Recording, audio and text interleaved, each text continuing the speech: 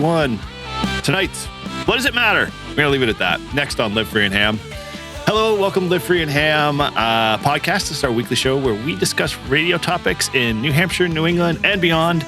We're thrilled to have you here. So whether you're a regular listener or tuning in for the first time, we appreciate you. And thanks again for joining us for this episode. So let's get into the show. I'm your host, Eric, N1JUR, and I'm with my hosts. It's Paul, N1OG. And Todd, W1STJ. Cool. All right. Well, we're going to get into a little bit of the quick stuff here just to catch up. As always, there are a bunch of ways you can participate and be part of the community. Connect with us online. Always at the Discord. You can visit us at Live Free and Ham. The link is in all of our show notes and up on our website. You can always leave us a voicemail, which we got a couple this week, which are pretty cool. If you got a question, maybe you've been racking your brain, need some help, that number is 978-233-1142, and you can always call us for a good time.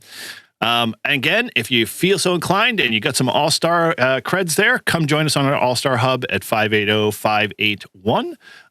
And as always, you can 580-871. Yes, thank you. I should just read the scrolling ticker as it goes by. Don't listen to anything I have to say because I don't know what I'm saying tonight. I got it memorized from typing it in so many times. How many times? Oh, you haven't set it up to auto-connect every time your note comes back up? I learned how to do that, and now it auto connects every time it powers on. There we go. Nice job. All right. With that, visit our storefront at livefreeandham.com/shop. And if you want to become a Patreon member and support the channel, that's one great way. And all of our members get access to a bunch of really good stuff. And they can check out all of our episodes and be part of this live stream every Sunday night, evening when we do our recording.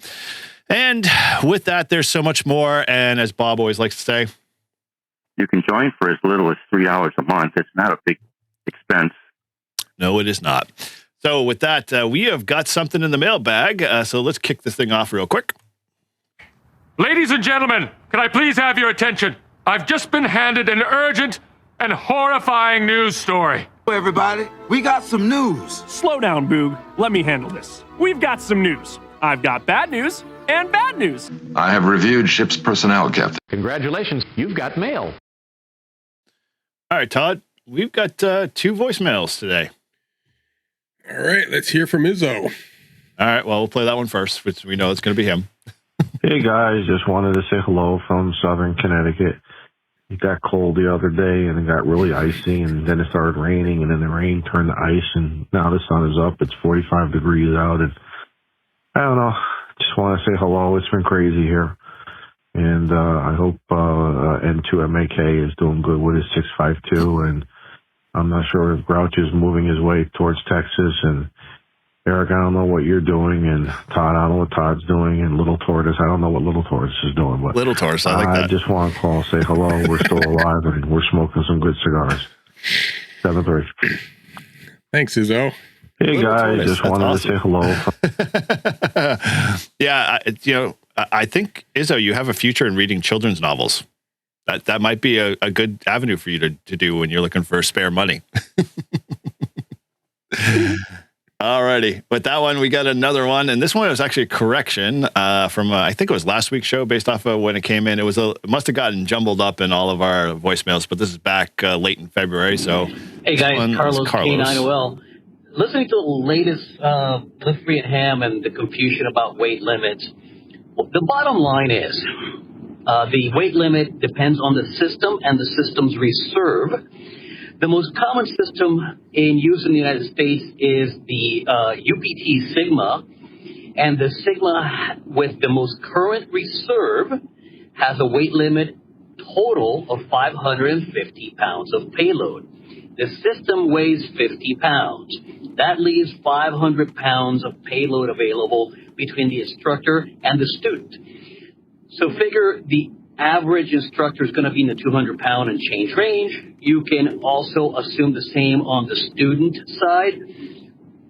Drop zones set a limit in order to minimize the impact on the instructor. So, for example, at Chicagoland, where I work, we have a max limit of 250 pounds. However, that is sort of waiverable. If I can fit you safely in the harness, and if I am willing to take the shock of the opening, then I can tell manifest, yes, I will take whomever, right? So case in point, Steve, KO4AFL, I want to say he was 278 or 279.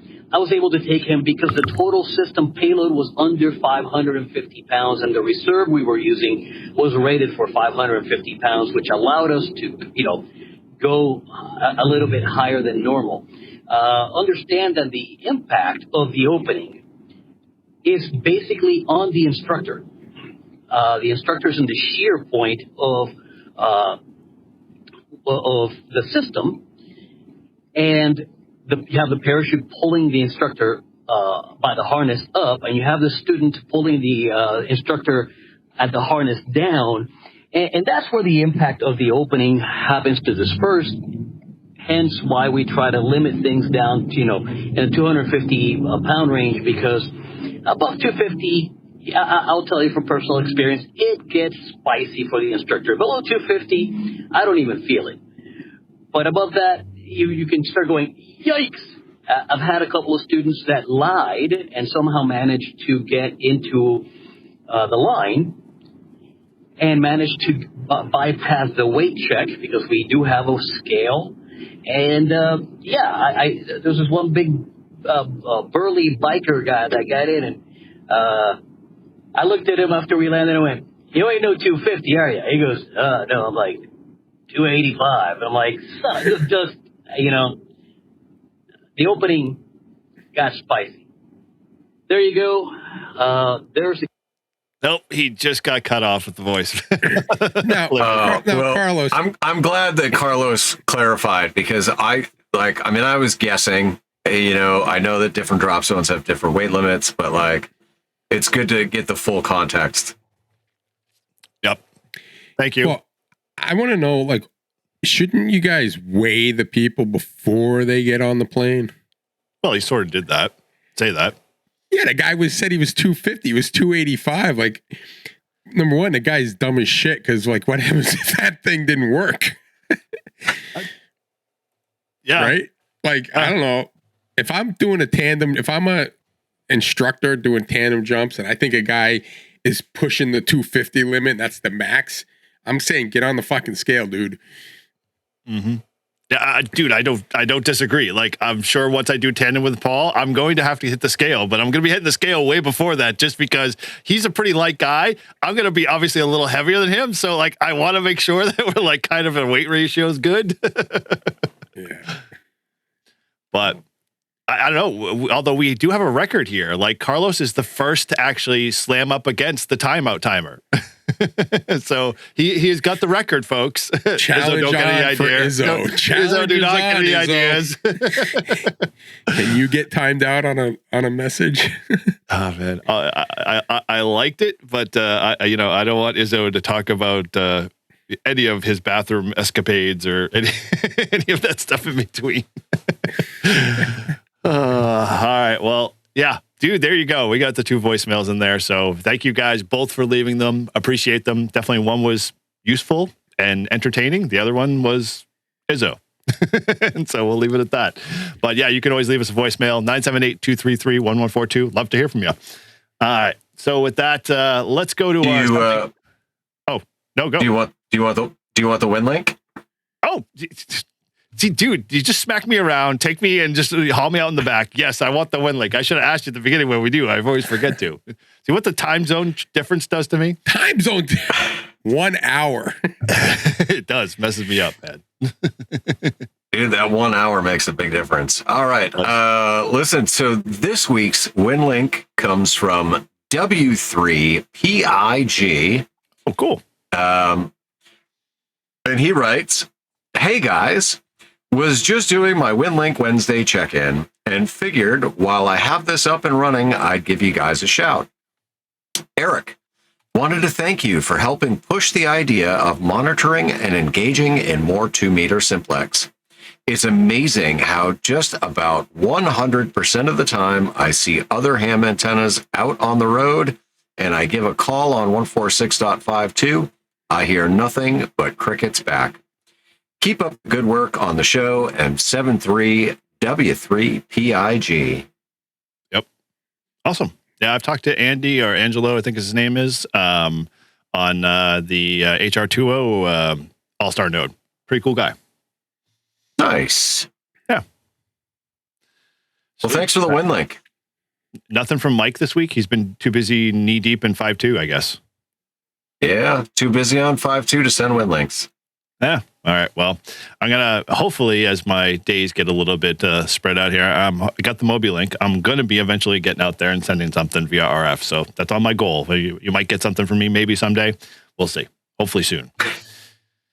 I could always do the Telnet version, but that's just cheating. Okay.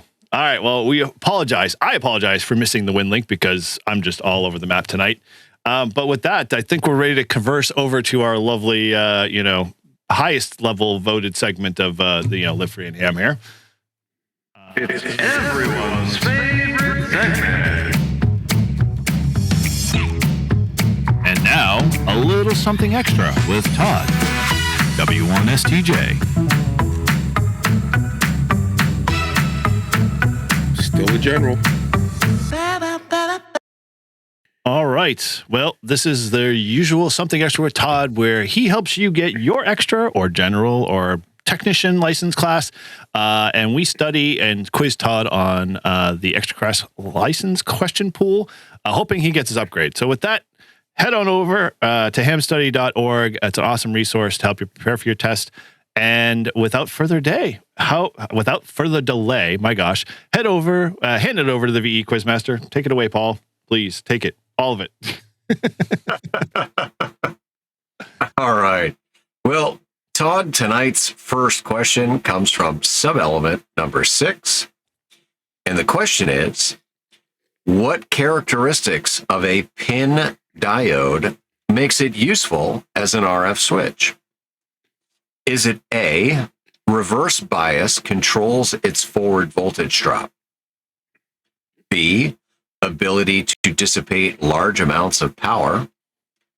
C, extremely high reverse breakdown voltage? Or D, low junction capacitance?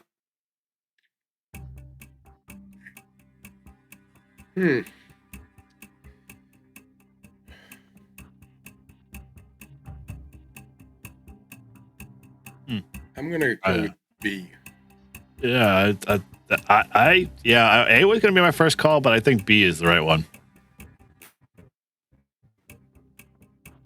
All right. Well, final answer is B then. And B is incorrect.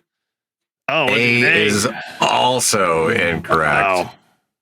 The correct answer is D. That was my second choice. Well, low junction capacitance.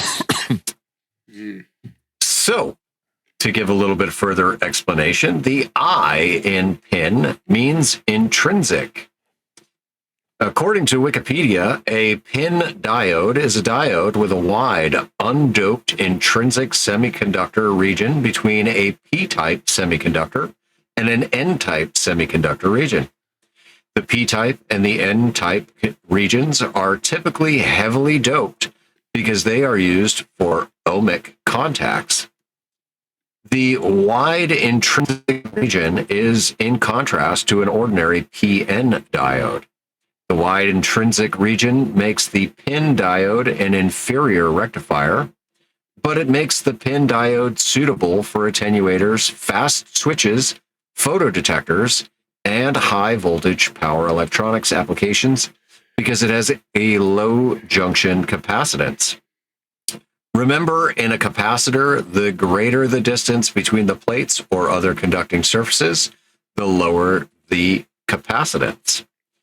And so your test hint is pin, 3 letters, answer, 3 words. Test hint number 2, petticoat junction was a stop switch for the train. I don't know if that helps you. That's like a 1950s reference. Petticoat Junction, I think it was like a TV show that was on Howdy Doody or something. Which has nothing to do with our age, generation. That's why these questions have to be rewritten. But, Wikipedia could have I didn't shortened say that up it. pretty quickly. I'm with you, bud. This is some of the dumbest like explanations, but yes, I get it. All right. Well, the second question comes from sub-element number 8. And the question is, what is the modulation index of an FM signal? Is it A, the ratio of modulating signal amplitude to frequency deviation? B, the ratio of frequency deviation to modulating signal frequency? C, the bandwidth of the transmitted signal divided by the modulating signal frequency? Or is it D, the modulating signal frequency divided by the bandwidth of the transmitted signal?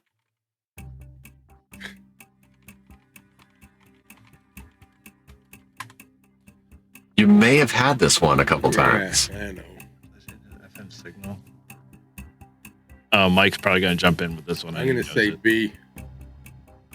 What is the modulation index of an FM signal?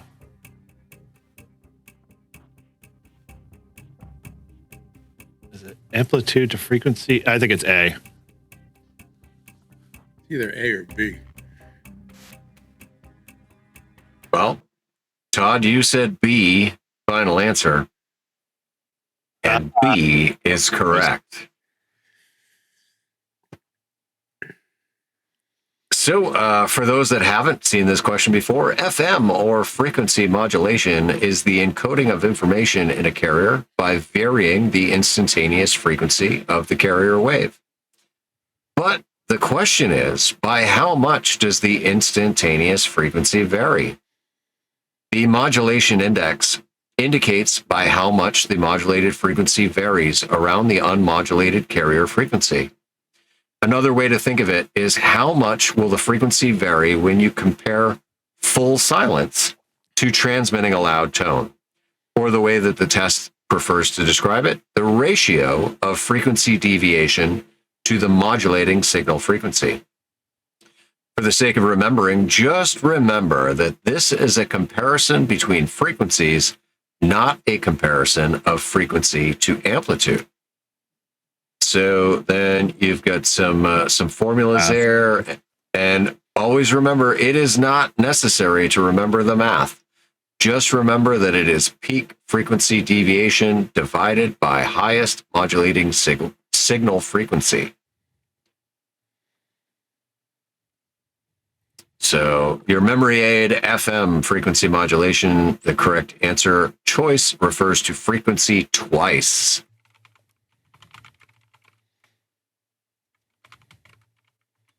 All right, Todd. All you got to do is get this one right, and you get to hear the new 2 out of 3 ain't bad. Yes, that's right. Exactly. Totally forgot about this. Question number 3 comes from sub-element number 7. And the question is, what is the purpose of adding an inductor to a pi network to create a pi L network? Is it A, greater harmonic suppression? B, greater transformation range? C, to eliminate one capacitor? Or is it D, higher efficiency?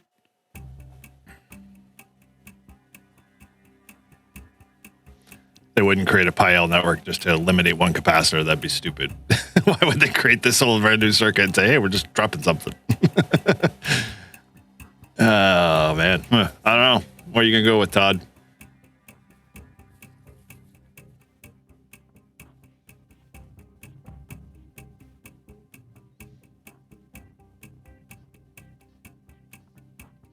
The pause is deafening. You're muted, dude. Todd, Sorry. That's it's okay. either A or D. I'm gonna. Hey, we thought you were in deep thought there for a moment. No, I'm gonna go with A. Yeah, I'm either greater harmonic or I'm gonna go B just to split the difference here. Why not? I'm already over 3, or will be over 3. All right. Well, Todd said A, and A is correct. I get to hear it. Dude, it's sinking in. This is amazing. All right. So to give a little further context, one of the most common issues with transmitting into a multi-band antenna system is the creation of harmonic distortion that can cause cross interference with the outgoing signal. Using some sort of filter network just prior to the last stage of the amplification process can suppress harmonics within that particular frequency transmission. Of these many different filter networks, the Pi-L network is one of the most effective methods to suppress the harmonics in the final stage. Very cool. There you go. Congratulations. And here is your new 2 out of 3. I want the people to know that they still have 2 out of 3 branches of the government working for them, and that ain't bad. Dude, that's awesome. That was. I'm just gonna say. All right, so the idea was sent to me by Carlos, and he said, "Dude, this clip needs to be part of the show." And I was like, "I'll make it happen." There we go. Way better. Way better. I love it. Carlos, thank you for the tip. Appreciate you contributing. That's awesome. All right. Well, we're going to wrap this one up real quick here. So I just lost my place here. I should know the script by heart anyway, but I'm not going to pretend I do. So with that, if you've been studying for your ham radio technicians or general or extra like Todd, then like we say, hamstudy.org is an awesome resource as always. And if you've gotten your ticket, we want to hear about it. We haven't heard one in a while. I know, we did have, do we have, no, it's this month coming up. We have a GSAR event and we have one person registered, right? I'm sorry. Elon got me for a second there. I couldn't hear what you were saying. Did we already have a testing GSAR session or no? That's coming up in March, right? No, we have nobody signed up for March. We have one for April. Okay. One for April. All right, cool. Sweet. All right. Well, then if you're not, then if you've gotten your technician, general, or extra class license, hey, send us an email. Let us know. We'll love to celebrate with you. I'd love to give you some recognition on the next show. All right. So with that, excuse me, let's get into our usuals here. Ham Radio, we catch up, and then we'll just get back to our usually scheduled banter back and forth there. So in our usual format, Paul, how was your ham radio been? That just myself. All right. So let's see. I've actually done a lot of ham radio this week because Monday through Wednesday I was traveling, so there was all kinds of mobile ham radio going on. I did successfully get my All-Star node working for half of one day in the truck. There's some kind of issue that I'm running into. I got to figure it out why. The node works really, really well on Starlink, but it's not working so well in the truck. I did some reconfiguring of my All-Star node the other day, and I was able to successfully reconnect to the LFH hub because now it's automatic. So I was able to successfully reconnect to it via the mobile hotspot. So I'm hoping that tomorrow, when I take a nice little Texas drive, I can throw the node in the truck, put my hotspot on, it'll auto connect, and we'll be good to go. And I'll have All-Star, and I'll be calling out on 5.2. But yeah, I got to go through a lot of the video footage of my drive. But I was able to make a few 5.2 contacts during my travel, so that was very good. Since I've been here in Texas, I'm continuing to call out on 5.2 daily, but no dice so far. Yeah. Oh, and hold on, sorry, and do tell. A couple days ago, I gifted my Reliance 56-1 NFED half wave to Miss Renee 6.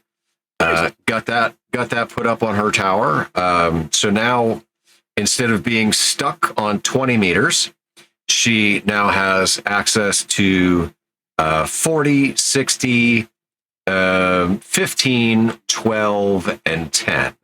Mm-hmm. So there's that. And then I had an extra Bug Out Mini. It was the very first Bug Out Mini that I had purchased from Matt. He had sent me new wire to put on it because I wore out the old wire. And so now that antenna has been put up on Mr. Vern Six's tower today. So we're Reliance antennas all over the Sixes ranch. And now both Vern and Renee are able to play multi-banded. And poor Vern, I had no idea. The man has not had an antenna up for the last 3 years. What? So now he's got an antenna up, and I was showing him some things with the 7300. But dude, the Reliance is just such a phenomenal antenna. Like literally, it is just in a horizontal configuration, going from the top of his tower to the top of the tree across the driveway. And I went in and I looked, and dude, every band that we looked at was full of signals, loud, clear, great. Like, yeah, I'm looking forward to hearing from both of them on how great the Reliance antennas are treating them. Dude, I'm impressed, and I'm happy you stepped in and filled the gap with Reliance. I'm a little surprised that a certain K-Murder, who's been there several times, has not put up a Pactena or anything of the sort to help him out to get him on the radio. So I don't know that it's his ham, genuity and helping people is starting to slide. I think this is a monumental at this point, and we got to get Matt to create a sticker that says, been approved by Reliance antenna, that you slap on every radio after you've installed the Reliance antenna or something to that effect. So it continues to carry the name forward. Yeah, well, and so I will be going to visit said K-Murder tomorrow, and I will be sure to give him some shit for not making sure that the Sixes have good antennas.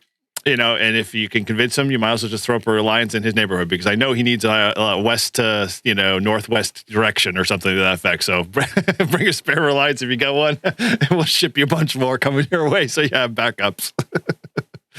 Because I know he hasn't put one up. Well, I've got one NFED half wave left. So yeah, so if I'm gonna give out that one, I'm gonna definitely need to replace it. Well, I'm sure we can just easily put the back call cry out to Matt. He'll have 3 or 4 on the way, because between you and I, Julie has so many Reliance antennas. She's just like giving them away to everybody she comes into contact with. Very cool. I mean, it's hard to beat a fucking antenna that just works. Yeah. Did you guys catch her latest, their live stream when they were at the beach? They were running a kite antenna with a Reliance. I did not catch that. I will have to go back and check that out. It was a little bit of a mess, but that not the antenna's fault. It was just that the pilot who was in charge of said kite couldn't appropriately tie a tie right, and somewhere along the line, the kite line ended up severing from the kite, and the antenna wire became the rest of the kite extension. So I don't know how that happened. The antenna wire became the kite line. Kite wire, yes, exactly. And I was like, how high are you flying this thing? And second of all, what did you do to tie the antenna to the kite that the other one just severed itself? Like, it must have been really bad string at that point to not even support the kite. Well, I'm just imagining that like a strong gust of wind comes, and like the wire ends up taking the radio and lifting the radio up off the table, and the whole thing just goes airborne. They were in the tent, and all of a sudden she was making contacts on 17 meters, and then she's like, the band went dead, and they both jump out of the tent going, oh my gosh, the stake that was holding the kite, the kite string on is taken out, pulled itself out of the ground, and it's pulling the antenna, all the way with the radio. And I was like, oh my gosh, that's a comical one, and you didn't record it. So yeah, all cool, all good stuff. It's always good to see that Matt's antennas are making their way west, if not already. I will gladly preach Reliance antennas to anybody and everybody that will listen. Well, thank you from the Gospel of Apostle Paul there. That'll be his chapter, said verse, Reliance antenna of the best antenna of thy nation. Awesome. All right. Well, with that, dude, that for a couple of weeks prior, we just had no, like, do we even do ham radio? None of us were like, oh, we don't do ham radio at all. All of a sudden, just sounds like, we build up and it's like the kind of an explosion. So good for you, man. It was always good to hear. All right. Well, over to you, Todd. How is your ham radio week, my friend? All right. I've been doing CQ on 5.2. That's my it's my little call out, and I've got 9 contacts, a couple of repeats, but been kind of fun and spreading the word, and I'm having a lot of fun with it. So it's my primary channel on the radio in the car every morning. I call out a few times on my way to work, and it's been good. And everyone I've talked to on 5.2 has been very likes the idea and wants it to. Glad that people are trying to get more people on the frequency and on the band and using some Simplex. And one of them was I was just about to go into my office, and guy was talking, and he was from Andover, Mass, is where he was. And he was talking to someone else. So I just threw my call sign out there, and he got back to me, but I couldn't hear the other guy, and the other guy couldn't hear me. But me and the other guy could have a conversation with the relay through him. Oh, wow. So I could ask him questions or whatever. So that was kind of cool. And I was letting the third guy on another day tell him, like, that's what we were doing. I said, it gives some good practice on how you can get communication messages.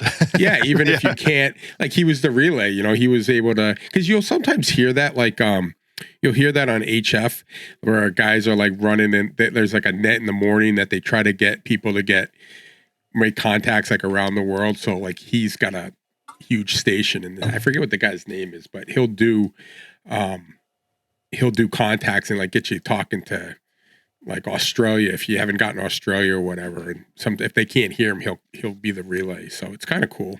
Yeah, that's like a national like SCED net or something like that, where you can schedule a contact with another country. Yeah, what are they? I was talking to Tim about it. What is that? Those nets where you pass along. Oh, the national traffic safety nets, where you like send a message to someone and they try to get it through to them. Yep. Through the radio. So I was trying to tell Tim, I said, it's kind of like that, but it was pretty cool. And I got the word out to a guy that I didn't really talk to directly, but through another ham, tell him about the 5.2 challenge. So it was good. Nice. And I'm looking forward to this week. Looks good. And I'm hoping maybe during lunch on Wednesday, I'll get a nice POTA 70 degrees. Yeah, dude. Well, if you're able to break free, I think we're going to be meeting at Great Brook Farm over in Carlisle, which is literally like 20 minutes from Mass border or whatever. And we're going to probably set up there, and Tortoise is going to probably be there, and Shannon. So yeah, you're more than welcome to come hang out. On Wednesday, you're doing that? I think we're going to do Wednesday, probably, if that's going to be the warmest day. Yeah. So. Cool. That sounds awesome, dude. I'm glad you're making some 5.2 contacts. You've trained Tim well, because I did a 5.2 I did a 5.2 challenge today, and I got Tim as the first one because I was literally in Bedford and he was at home at his house in Manchester. And there was another station I couldn't hear, and I said, "Hey Tim, is it possible to do a relay? Can you hear?" And he's like, "Oh yeah, no problem. I'll jump in. I could do a relay for you." And he's like, "I can barely pull him out though. I don't know who it is." And so we both kind of struggled to get him, but. It was awesome because when I was driving home from work and I was working, a little later than normal. And I know when I come home a little later, Tim's normally on the radio or at least monitoring it. So I just called out on the club repeater and he was there. I'm like, oh, that's exactly what I was looking for, And so I told him about it. And then on Wednesday, I think it was, I was taking Zach to his baseball practice, and I was just in the parking lot in Manchester, and I just called out just for shits and giggles, see if anyone was there. And he came booming in. I'm like, oh my God. I'm like, Tim, what's up?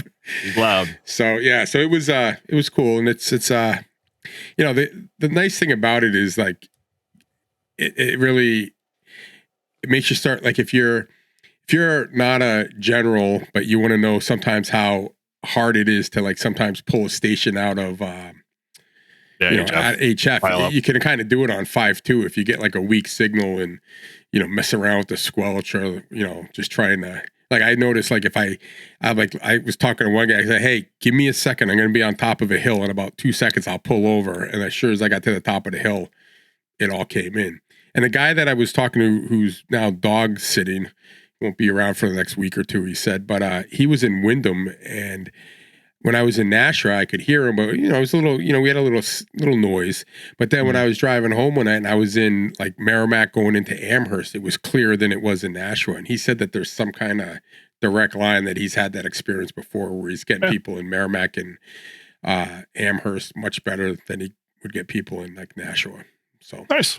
Yeah, I got it. So you learn. I'm learning about like how it works around this area, about who can reach what, but.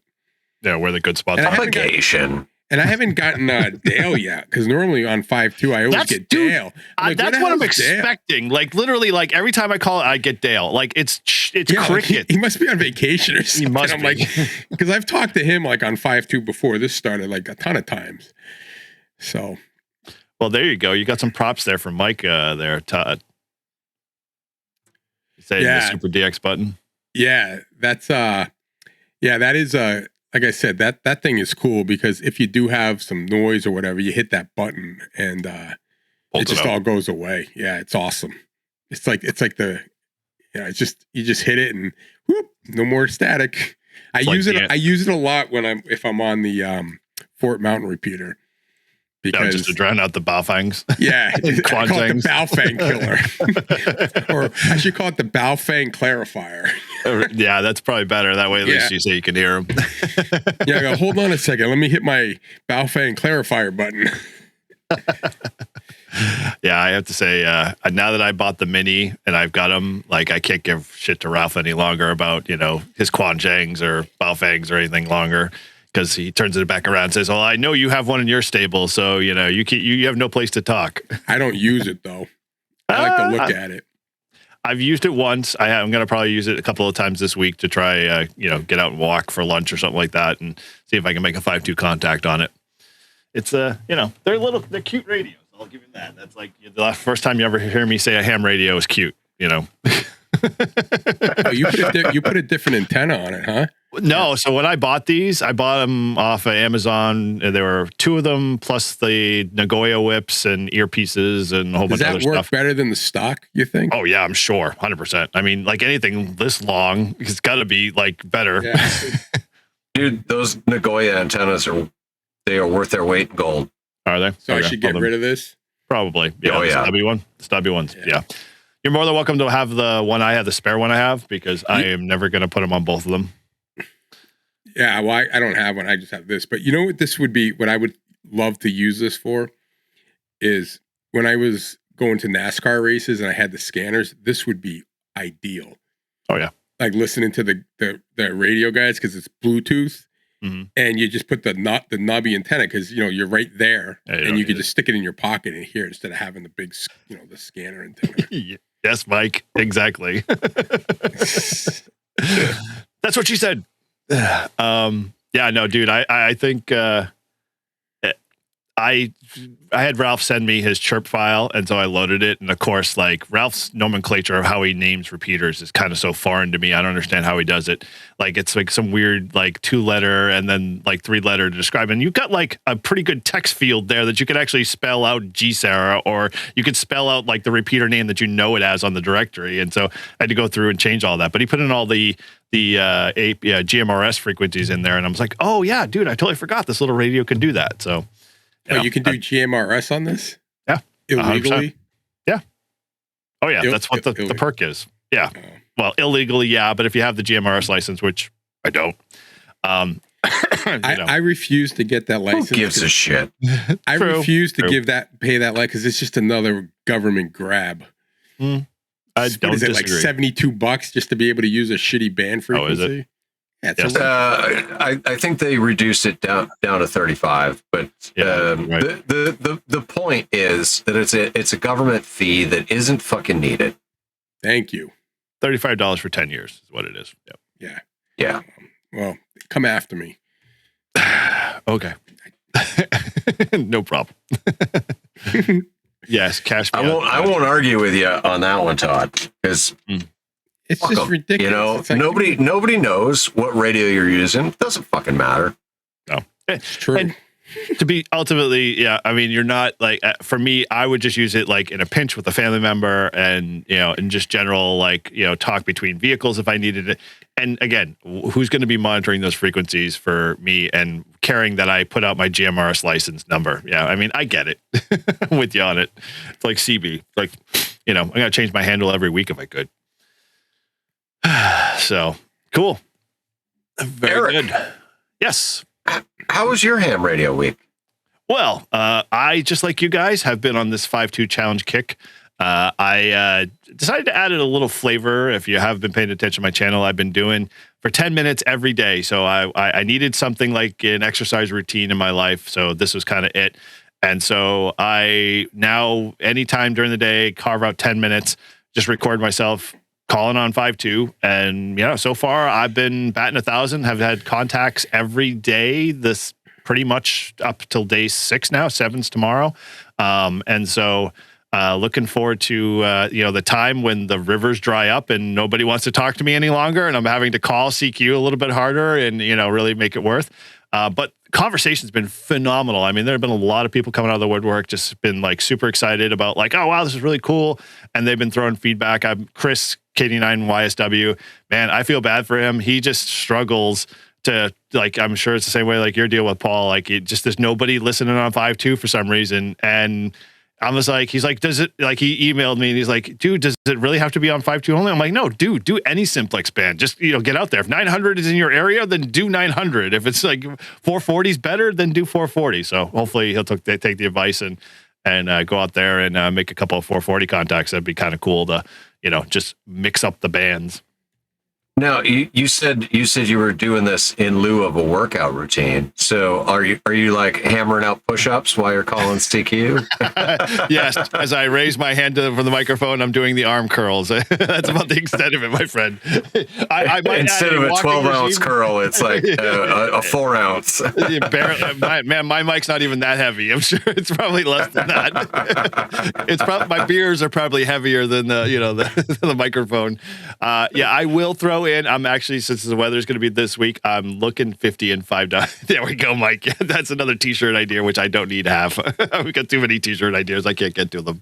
I'm going to probably hopefully go out and walk the neighborhood and whatever, because I got to start getting back to the goals of wanting to, hike and play radio and do some of that stuff. So my goal is at least one 4,000 footer this year. My daughter has decided to jump on the bandwagon, not with the 4,000 footer, but get back into hiking. So maybe I can convince her after going a couple of hikes that she'll want to go do the 4,000 footer.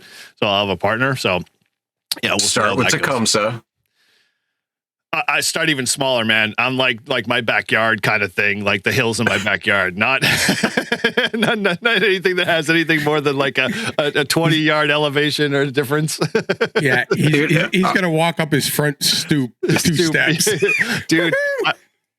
Elevation. All right, well, I'll just tell you. Okay, so Tecumseh, if you stick to the trail, and you go up and you come down on the same trail, it'll take you about 3.5 hours.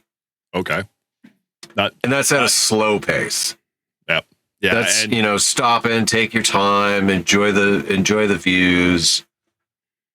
Nothing like you and Keith, where you get 3/4 of the way up after drinking the night before, throw it up, and then you continue on. That's what I'm trying to avoid. So yeah, just keep that in the back of your mind. just don't drink hard the night before. Or you'll end up doing like I did. Yeah, just wearing yourself out and puking on the side of the trail. Yep. Yeah, trooper, man. It's definitely military at that point. It's like, you ain't stopping. It's like, I'm still putting myself to shame. One foot in front of the other. Trust me, that's my everyday routine. Sometimes I spend 8 hours in a chair. So getting to, change that mentality. So yeah, doing that.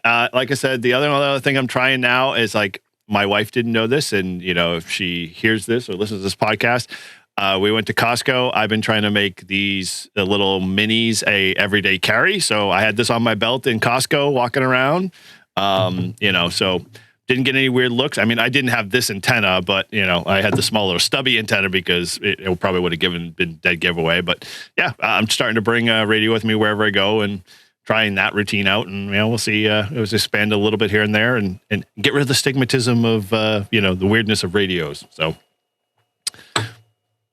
oh yeah, and we got a special gift coming from you, from Julie. So just keep an eye out for that. She's going to take a little time to make that, and when she does, she'll make sure she sends it to you over at the Sixes Ranch. I can only wait. Yes. She's going to do a wonderful bang up job on it. All right. I have no doubt it will be beautiful. Yes, in Grouch Green. All right. So sounds good. Well, yeah. So if you haven't actually, the only other thing I wanted to do was that I forgot to mention was Mike's was it 5-2? He did a live stream 5-2 in Brews, which was pretty cool. Sorry I missed it, Mike. I was in the middle of some family stuff going on, and I didn't even get a chance to it. I checked out Team Replay. That was pretty cool. Again, I'm super jealous that Mike can literally set up a 20-watt mobile radio in his kitchen with a whip out on his deck and still make contact with people. I mean, he'd be the type of person who could pick up their dummy load and still make people contacts on 5.2. He's got that luck. Mike is the operator we all aspire to be. That we do. So, yeah, I would say I don't know about you. I've been trying to tell everybody to use the hashtag 52SC in all of their videos and stuff like that. And so far, people have been using it. If you just do a quick search on YouTube or socials, there have been some videos popping up of people doing it. So it's looking interesting, and I'm hoping to see more people start to pick it up as we kind of keep plugging away at this. I mean, 52 days is a long time now that I'm thinking about it. I mean, like, I'm only at day 7. I haven't gotten to double digits yet. Time goes quick, though. I'm hoping we'll be at day 40 something before you know it, and it'll be like, "Fuck, we're almost done already." Now, is it 52 days of making contacts, or just 52 days from start to finish? It's just 52 days of calling out. Calling out. Okay. Yeah, you can decide. It doesn't have to be consecutive. Yeah, it doesn't. And it's like 61 days, I think Mike had said, pretty much in the whole mix. So by the time we get to his live stream, it'll probably definitely be more. It'll be right around 61. So it'll be fun. I'm looking forward to day 20 or day 40, like you said. And it'll be like, I'll be sounding like Izzo. Hey, guys, CQ. This is N1JUR. I'm on 146.52. Please. Thanks for answering my call. I know, right? Exactly. I really appreciate you being there. It's wonderful. All right, guys. I'll see you later. Thanks for noticing. 7-3. All right. Well, enough of the usual pleasantries here. Let's get back to the usual banter back and forth. I've got to throw one out here for you. As I was thinking, I'm going to just say, you guys Dunkin's drinkers, right? I haven't had a Dunkin's in years. Wow. Okay. Well, this may be out the audience. My favorite coffee of the day and life blood that I drink every day, because you can't take my dead coffee away from me, is being attacked here in the lovely land of Boston for being too sugary. So I am on a mission to push all of my other t-shirts aside and create Dunkin. POTA runs on Dunkin, because in essence, it needs to be 110% notice that ham radio operators need their coffee. And especially if you're in New England, you need your Dunkin's coffee to be able to operate appropriately. And Mike says, Dunkin's for the win, my friend. We need to defend our wonderful drink, because God forbid the damn, CDC and everybody else try to take that stuff away from us. I need my coffee, my friends. Well, so I got to a point where I started to analyze how much money I was spending monthly on Dunkin' Donuts. And it was a lot. Like, it was 200 plus. Yeah. And so that was going to the stores, though, right, to buy it? Yes. Yeah, that's just stopping at a Dunk's like several times a day. So what I started doing was I started just, I always made a pot of coffee in the morning anyway. Mm-hmm. But so instead of leaving the pot of coffee at home, if I know I'm going to need coffee later on, I just fill my thermos. And yeah, I put a couple little scoops of sugar, black coffee, and I'm good for the day. Is that Dunkin's coffee though, or are you just drinking something else? Like Folgers? No. It depends. Whatever's on sale. So it'll be, Folgers or Maxwell House or Chock full of nuts or, whatever cheap shit coffee that I could buy. I will say though, currently I'm kind of spoiled because, the Sixes used to sell coffee, and so they've got a bunch of it, and they gave me 2 bags as a welcoming gift when I got here. Sure. Which that was really nice. Well, in all fairness, I'm waiting for 2 kilos of Carlos coffee, and it hasn't shown up yet. So so while I'm waiting for Carlos coffee, it was nice that the Sixes were able to supplement me. So I've been drinking some really, really good coffee. I bet. I mean, I'm sure you're probably going to get hooked by the time you leave there, and you'll be like, "What is this crappy water stuff I'm drinking? I need some of the good stuff." Oh, dude, it is good stuff. It is high test. Like, oh yeah. It's not like the black blood of the earth stuff, but probably very close, right? Have you ever had that? No, it's not that dark. But I also realized that, dude, I've been making coffee wrong for years. Yeah. So I'm a drip coffee guy.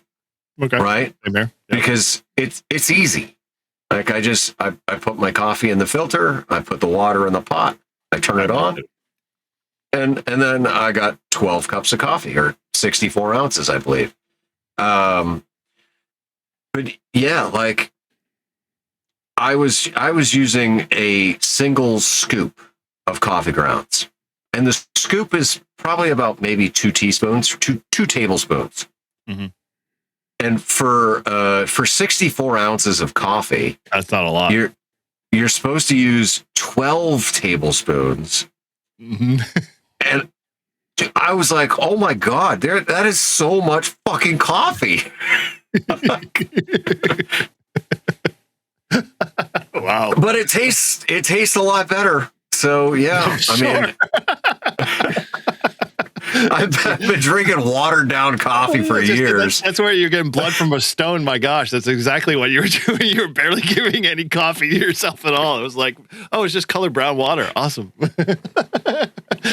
Well, but so, I mean, listen, the old military mindset, right, is if you've got half a pot to 3/4 of a pot left over from the day before, will you just add water to it and then put it back in the machine?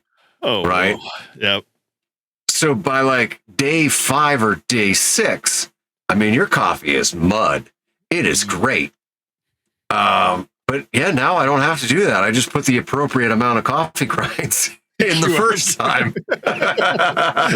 Would have gone a lot further, I'm sure. Oh my God. Wow.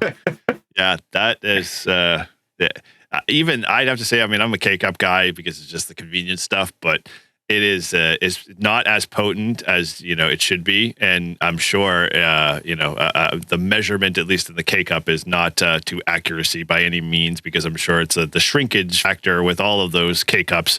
They're all trying to save some money. So I'm not getting anywhere close to what I want. But you changed up brands too, Todd, right? Yeah, I mean, I use pretty much K-Cups most of the time, but I like different coffees. Like you guys like your different beers. I like going to coffee shops and but I drink it black. So years ago I did the intermittent fasting, and I was like, I can't give up coffee. They're like, well, you don't have to if you drink it black. So I just drink it black, no sugar, no milk, cream, nothing. Just black's the way to go, anyways. Yeah, I'll add a little sugar if I can, but it's not needed. Mm-hmm. But I like all different kinds. I like my favorite is the Kona coffee for some reason. But I mean, I've had like there's a place. Is that Hawaiian coffee? Yeah. Kona coffee? Hawaiian, yeah. Yeah, I can get these cheap K-Cups for I can get like 100 of them for I don't know how much it is, like $30 or something. So it's like 100 cups of coffee for $30 is, You know, that's not bad. That's like Well, 2 cups all right. of coffee at 2 cups of coffee at what's that? Not Dunks, but Starbucks. Starbucks. Yeah. Yeah, Starbucks. Starbucks coffee sucks anyway. It's disgusting. Yeah. Well, all right. I got to ask you guys, since we're talking coffee, and you guys are both K-Cup guys, because I used to do the Keurigs, but I had the Keurig K-Cup thing that you put your own coffee grounds in. Yep. Do you do that? I've done that. Yeah, I do that sometimes. I used to do that before. I Dunkin's has like a 2 different brand style, and until they finally like started producing them in bulk at like Costco and BJ's and stuff like that, like I would buy the better. It was almost like kind of their regular flavor, but it was a little bit richer. Like the stuff they were putting out at like Costco and stuff was like a really like light, and it wasn't like advertised that way. And so it took me a while to go back, but I used that little filter thing for probably about a year and a half, 2 years before I finally went to the K-Cups because I found the right mix. Okay. Yeah, I for quite a long time when I was doing the K-Cups, like I would make my own K-Cups. Now, would you fill that thing all the way to the top? Them. Yeah. Oh yeah. Okay. Yeah. All right. And That's then, the right and then amount. you got to like tamp it down to like compress the grounds. Yeah. And actually, if you got like if you had enough of a spoon and you could bend the handle on it, and you didn't get your significant other get pissed off that you were bending a spoon, I would pack it down like they do like a latte, and it actually gave it more like intense flavor because it was like so packed in such a tighter fit. So yeah, might be something. Yeah, funny you should say that, because one of the spoons that I have with me was the spoon that I had at the house that was literally bent. Yeah, and I just straightened it back out. That is don't touch that spoon. Why? It's for coffee. It's a coffee spoon. Yeah. So that's how she ended up finally convincing me to move to the K-Cup. So that spoon has now been straightened back out. But I probably, if I bend it one more time, I'm probably it's going to be like one of those things that's just going to snap and it's done. So, we'll see how it goes. But yeah, I mean, any of you guys like ever wanted to get into the whole coffee scene? Like I have a friend of mine who's like heavily into like the AeroPresses and all of that kind of like, oh, I got to have it the right steeped water. And I'm like, dude, if you're spending 45 minutes to make coffee, at that point, my day is like already begun. I can't like spend that much time putting all of that effort together to have the ultimate cup of coffee. But when he makes it, I'm like, dude, I'm in heaven. Like it's like the best stuff, but I'm not going to spend the time to do it unless, I can pay somebody to do that. And I don't have that budget. Well, so I kind of regret not bringing the percolator freaking thing that I've got at home. It's not exactly a percolator. It's different. Like the French press. No, so you unscrew the bottom, and it's got like a little basket, and you put your grounds in there, and it's got the tube that goes through. Mm-hmm. But like it makes almost like an espresso. Oh, and Carlos was making coffee in it at Huntsville, and he was forewarning everybody. He was like, "You only need a little bit." Yeah. And I'm like, "Dude, no, I want a full cup, like a 40-ounce cup." And he's like, "No, like you will ultimately get a caffeine headache so much that you will wish you would never could see the daylight of day." Yeah, that's intense stuff. I bought on Todd's recommendation. He's like, "Dude, you got to try that mushroom coffee stuff." And I was like, we were down at the Lion's Mane. Yeah, I don't know. Yeah, it's got a mix of stuff. And the one I bought it like when we went down to Ice Fest or something like that down in Boston, and I saw a coffee person, and she's like, "Oh, you want to try a sample?" I tried it. I was like, "Oh, wow, this is freaking smooth. This is awesome. Great coffee." I'm like, literally after it, like no high buzz. It was just like a good, even like, caffeine, feed. And I was like, this is awesome. So I bought like their whatever package there was that they had, and I brought it home, and I made 2 of those cups of coffee in my little filter like I normally make with Dunkin's.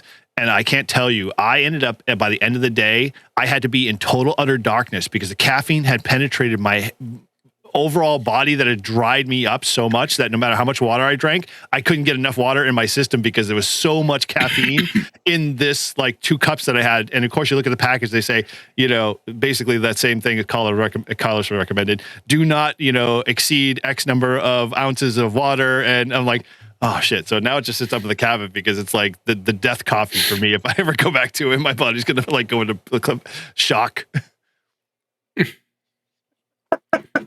But I find like if I'm having a bad ADHD, the more coffee I drink, the better it gets. You get more focus. Mm-hmm. Yeah. Well, I mean, literally Adderall is a stimulant. Coffee is a stimulant. Like, yeah, we react differently to stimulants because of the fucking mind fuck. Mm-hmm. Yeah. Interesting. So you're walking around now with an IV drip of caffeine? Who, me? Yeah, you. Yeah, I should. Yeah. Come on. Just give it to me. Just give it to me. Hit me up. Let's go. I haven't had it after dinner. I'll have a coffee on the way into work, and then I'll have another one. And then about 2:00, I'll have one, and then I'll normally have another one before I leave work for the ride home. Wow. Okay. So what is that, 4 cups? Okay. Yeah. But if I'm having a bad okay. ADHD, I'll have like 3 at work before I go home. Right. Okay. Like, I'm tracking Eric. Right. So how many ounces are each cup? Like 32 ounces, or like we're talking a bigger cup? No, it's 24. It's just Coffee. It's like a coffee cup, right? Yeah, it's like it's a little normal. Yeah, it's like probably 12 ounces. Okay. So, wow. Okay. So you're around 48 ounces in one day? Yeah, during work. Okay. Like not on the weekends. Like today I had 2 cups. Okay. Of coffee. But like weekdays, you're on average 4 to 6? 4 average, 6 like if I'm having a rough day. Okay. Wow. That's 96. Like all right, so like if I'm just like if I got a lot going on and I got to really focus and do it, I'll just start pounding coffee. Now, if I get no sleep, then I need more. So like the other day, I don't know, a couple weeks ago, I couldn't sleep, and I think I got like 3 or 4 hours of sleep, and I got up, had a coffee, driving to work, and by the time I got to work, I was ready to fall asleep, and I just pounded a coffee. So I made another one, and then I felt like after the second one, I needed another coffee just to get me to the point where I was. What? Yeah, like where I was like, 4? Huh? 3. No, Grouch just put 64 in his in the chat there. 64 ounces of coffee. Holy shit! Wow, I was doing that when I was in 20s. I can't do that now. I have ulcers. Literally, it's oh my gosh. Like I'm even surprised, Todd. Like you don't have like any like major heartburn or acid reflux or anything like that from that. Wow, you guys are lucky. No calories. Well, good. And if you go back to, let's say, like 2009 to 2016, I was also adding Monsters and Rockstars, at least 4 of those a day, in addition to the 64 ounces of coffee. Dude, what were you like in charge of heavy machinery or something? Like, did you have to have that much caffeine in your system? That's a lot. My gosh, they'd be like, we can't get any blood drawn from you because it's just pure caffeine. Yeah, no, those are the motorcycle club days where, I mean, at best I was getting like 4 hours of sleep a night.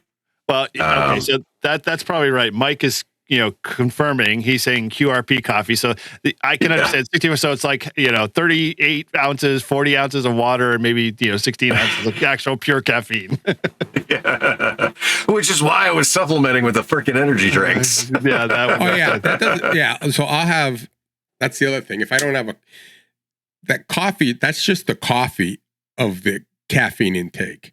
I'll also have 2 24-ounce unsweetened iced teas, and I might have a what do you call that drink? I can't even think of the name of. Talking about the energy drink called I know what you're talking about. It's like causes cancer. It's been known to cause cancer or something like that. No, not that one then. Okay, Which one? Monster, Red Bull, Rockstar. No. It's 0 calories or 10 calories or something. It begins with an S, doesn't it, or something like that? Or Q. I don't know. I forget. Is that this Celsius? Is that Celsius? Yeah, right. Yeah. Okay. So now, when I was doing, apparently it's working for the ADHD. Then, yeah, Celsius. Never had one of those. Celsius, Never had one. Yeah, Celsius is good because, like, if you need, like, if you're like hitting the wall and you got shit to do, you pound one of those things, and I mean, and they're not a lot of them, but those things. If I drink that, I won't need a coffee going home. Now, when I work the third shift, I pound like 2 or 3 of them in the third shift period. Wow. Which I think it says like you can have like one every it's like recommended like one every 12 hours. And I was working a 10-hour shift and I'd have at least 2 of them. So, but when I did that, like I'd start getting the shakes and like it was a little too much. Yeah. That's like the Monsters and the Rockstars. Like once you get to like the 5th or 6th one for the day, you're like, yeah, boy. See, maybe it's because when I grew up in the 80s, the only thing I ever had in my fridge or just at home or on my own stash was Jolt. And I just looked it up. It's like 200 milligrams of caffeine. Coffee alone only has 95 in a 14-ounce cup. Now, Jolt was the shit. Yeah, I used to that drink was awesome stuff. When we were working, when I was a ski instructor, we'd have to work like, I don't know, we'd get up at like 5 a.m. and we'd start work at like 8 and then it'd go until midnight. Like it was, or 10, 11 o'clock. It was freaking crazy. So like, I remember just like getting into the night and just like dying, and we'd be pounding those Jolts on every chairlift ride up because I'd have to drive like another hour back home. So I'd be like, all right, pound the Jolts. And then I got into Mountain Dew. Like Mountain Dew has so much sugar. It's so good, but it's like that has a lot of caffeine in it too. But I would pound Mountain Dews like there's like no tomorrow. Yeah, Mountain Dew only has 55 milligrams of caffeine. Now, it may not be the same Mountain Dew that we grew up with, but that's what I'm at least looking on Google here. That's a big drastic difference from 200 to 55 in a Mountain Dew. Yeah, dude, I remember like late hours, literally like we'd be in the middle of like our LAN parties and I'm just like, okay, I'm going to have like 3 Jolts and then, pound down like a couple slices of pizza and then wash that down with another couple of Jolts. I would go through a 6-pack on my own, and I was barely 160 pounds in high school. And so, my gosh, I mean, I would be like up for the next 3 days, wide-eyed, ready to, conquer the world and, fucking kick some ass. So yeah, it was some good stuff. Okay. You do what you have to do. Like when I was in college and you needed to keep the buzz going, but you just couldn't have one more, like I couldn't drink any more Natty Lights. Like it was just not happening. I used to carry around the one hitter. What's that? It's like, it was in a little wooden box and it had a little metal kind of tube pipe thing.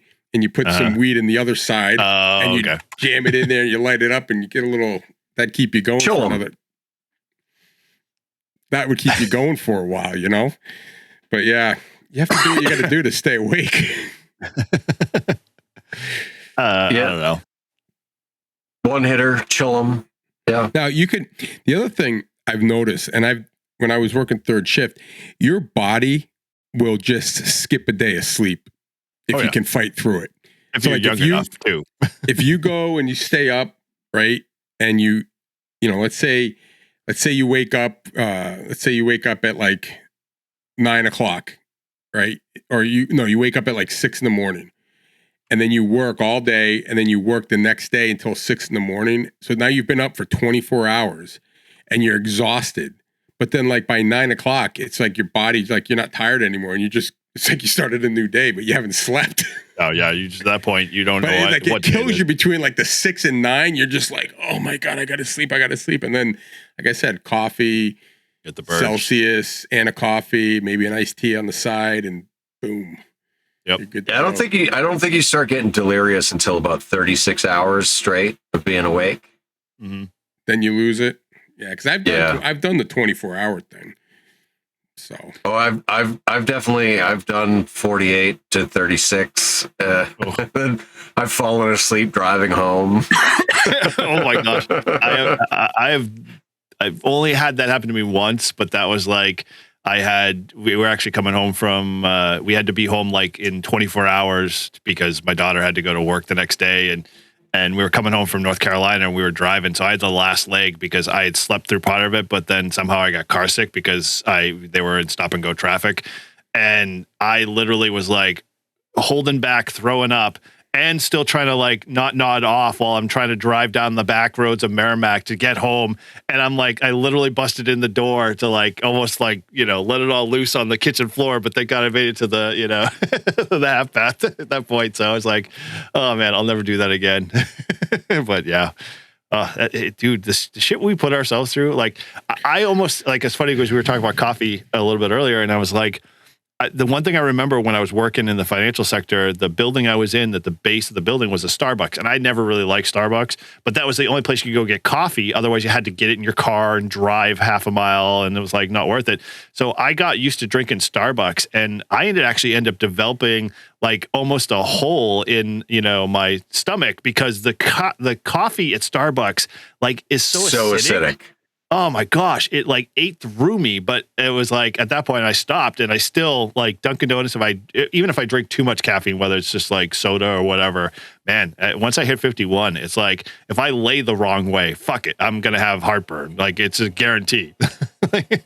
Well, I'll tell you this, they'll do low acidic coffee. Have you guys ever had that? Yep. So Diane, yeah, but the problem is once you start drinking that and then you get a regular cup of coffee, you're like, oh, it's killing me. It does. So, yeah, I find the same thing with like when I went from like drinking hot coffee at Dunkin's, like after I hit like 50, all of a sudden I couldn't drink iced coffees any longer because they were too acidic or they were just like eating away too much. And so I had to like go to like cold brew because that was like the only way I could like still enjoy a coffee and not like feel like, I'm not, caffeinated enough. Right. But now, I've substituted that all for beer and becoming a craft beer connoisseur. The fridge is always constantly freaking filled. So, that's never like, I know which beers like, will put me over the edge or whether it's too much grapefruit or whatever in it. And, they'll all be waking up at like 2, 3 in the morning with like chest on fire going, holy shit, should have took that Pepsid.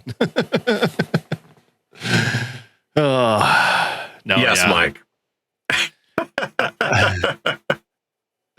Yeah, I don't know, man. This is the new 80. This is the lighter version of 80 meters. So what's a band below 80 that we can kind of take over? This is the lower end of seven dot whatever, right? Oh, 7 dot, yeah, just like 7, dot just below 7,200. Yes, we're the light version of complaining of our ailments, which I can only imagine. Yeah, we're talking like 7.175. Just about. Is that the extra? That's still extra though, right? So Todd can't really participate. He can only listen.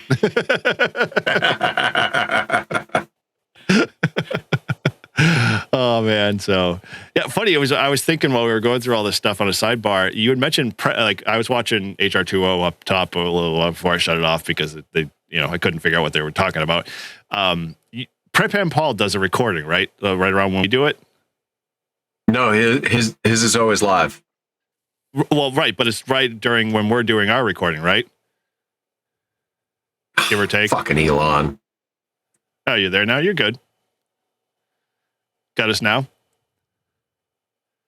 I'm sorry, what? Excuse me? Squeeze me? Baking powder? Your mother. Elon got me. Yeah. we know. I was saying, Prep Paul is doing his live stream now, right? He does it usually now?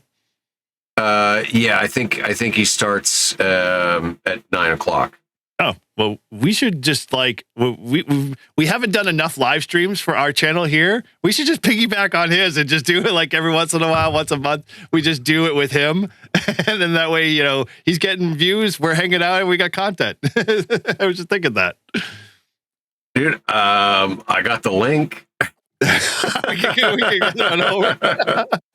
We could just piggyback on top of him. Yeah, dude. Tonight he's talking about Go Kits. Oh, okay. We all done that. Todd's still in the middle of his Go Kits. Actually, that might be worthwhile. How is that Go Kit, Todd? Muted. You're muted again. Sorry, Zach came in. I didn't want him to interrupt our conversation. Yeah, it's half done, like everything else in my life. I know. I was gonna say your all-star. You know, you've got an all-star kit over in the corner, and you got the Go Kit. And Yeah. Oh man. Well, that's about it. Yeah, we'll have to. I'll reach out to him, and we'll maybe do a live stream with him together, Live Free and Ham too as well, and that'd be fun. Can only imagine what it would turn into. I will say this. Paul he's a really, really good dude. We were supposed to meet up this weekend to do POTA, but Frank, I guess he wasn't feeling well or something. It wasn't quite right, so he had to cancel. So I told Paul, fucking I'm available during the week, and you're available during the week. We don't need Frank. I was gonna say, what does Frank have to be in that mix? Is he's gonna be walking around in a tutu or something like that for the overall view? No, it was a pre-planned between Paul and Frank, and I was just gonna piggyback and join in. I was like, dude, just pick a park in between us. And let's just go do it. So, yeah, stay tuned for that shit. Yeah. Well, are you not doing your private members walks any longer? Like I haven't seen a few pop up in a while. Well, one, it's been shit weather all week. But I am gonna take Watson for a walk. Probably not tomorrow, because tomorrow I don't know. I'll be visiting K Murder. But yeah, after that, there's lots of great fields to walk around. I can't walk through them because they're agricultural fields. But there's a little kind of side road here that I think would be good to walk on, and yeah, I'll start doing those again because. I think I don't know. People seem to like them. I definitely even when I'm just talking to myself. I like kind of taking a walk and enjoying nature and just being like, hey, here we are. Let's download the day and talk about the day. And yeah, that's the same thing with my between activation stuff. I'm like, I don't know if people even like this, and they actually listen to it, and I get feedback from it, and people enjoy it, and it's like, okay. And then Bob and a few others have been like, dude, you got to do a live stream POTA lunchtime thing. And I'm like, well, I'm not gonna do it in the middle of the snow, and it's too freaking cold. I can't find a park bench, but if it gets warmer this week, I might do it again, and we'll see, how it happens. But yeah, people like some weird stuff, man. I don't get it. Well. I'll say so. I am no longer going to record park activations.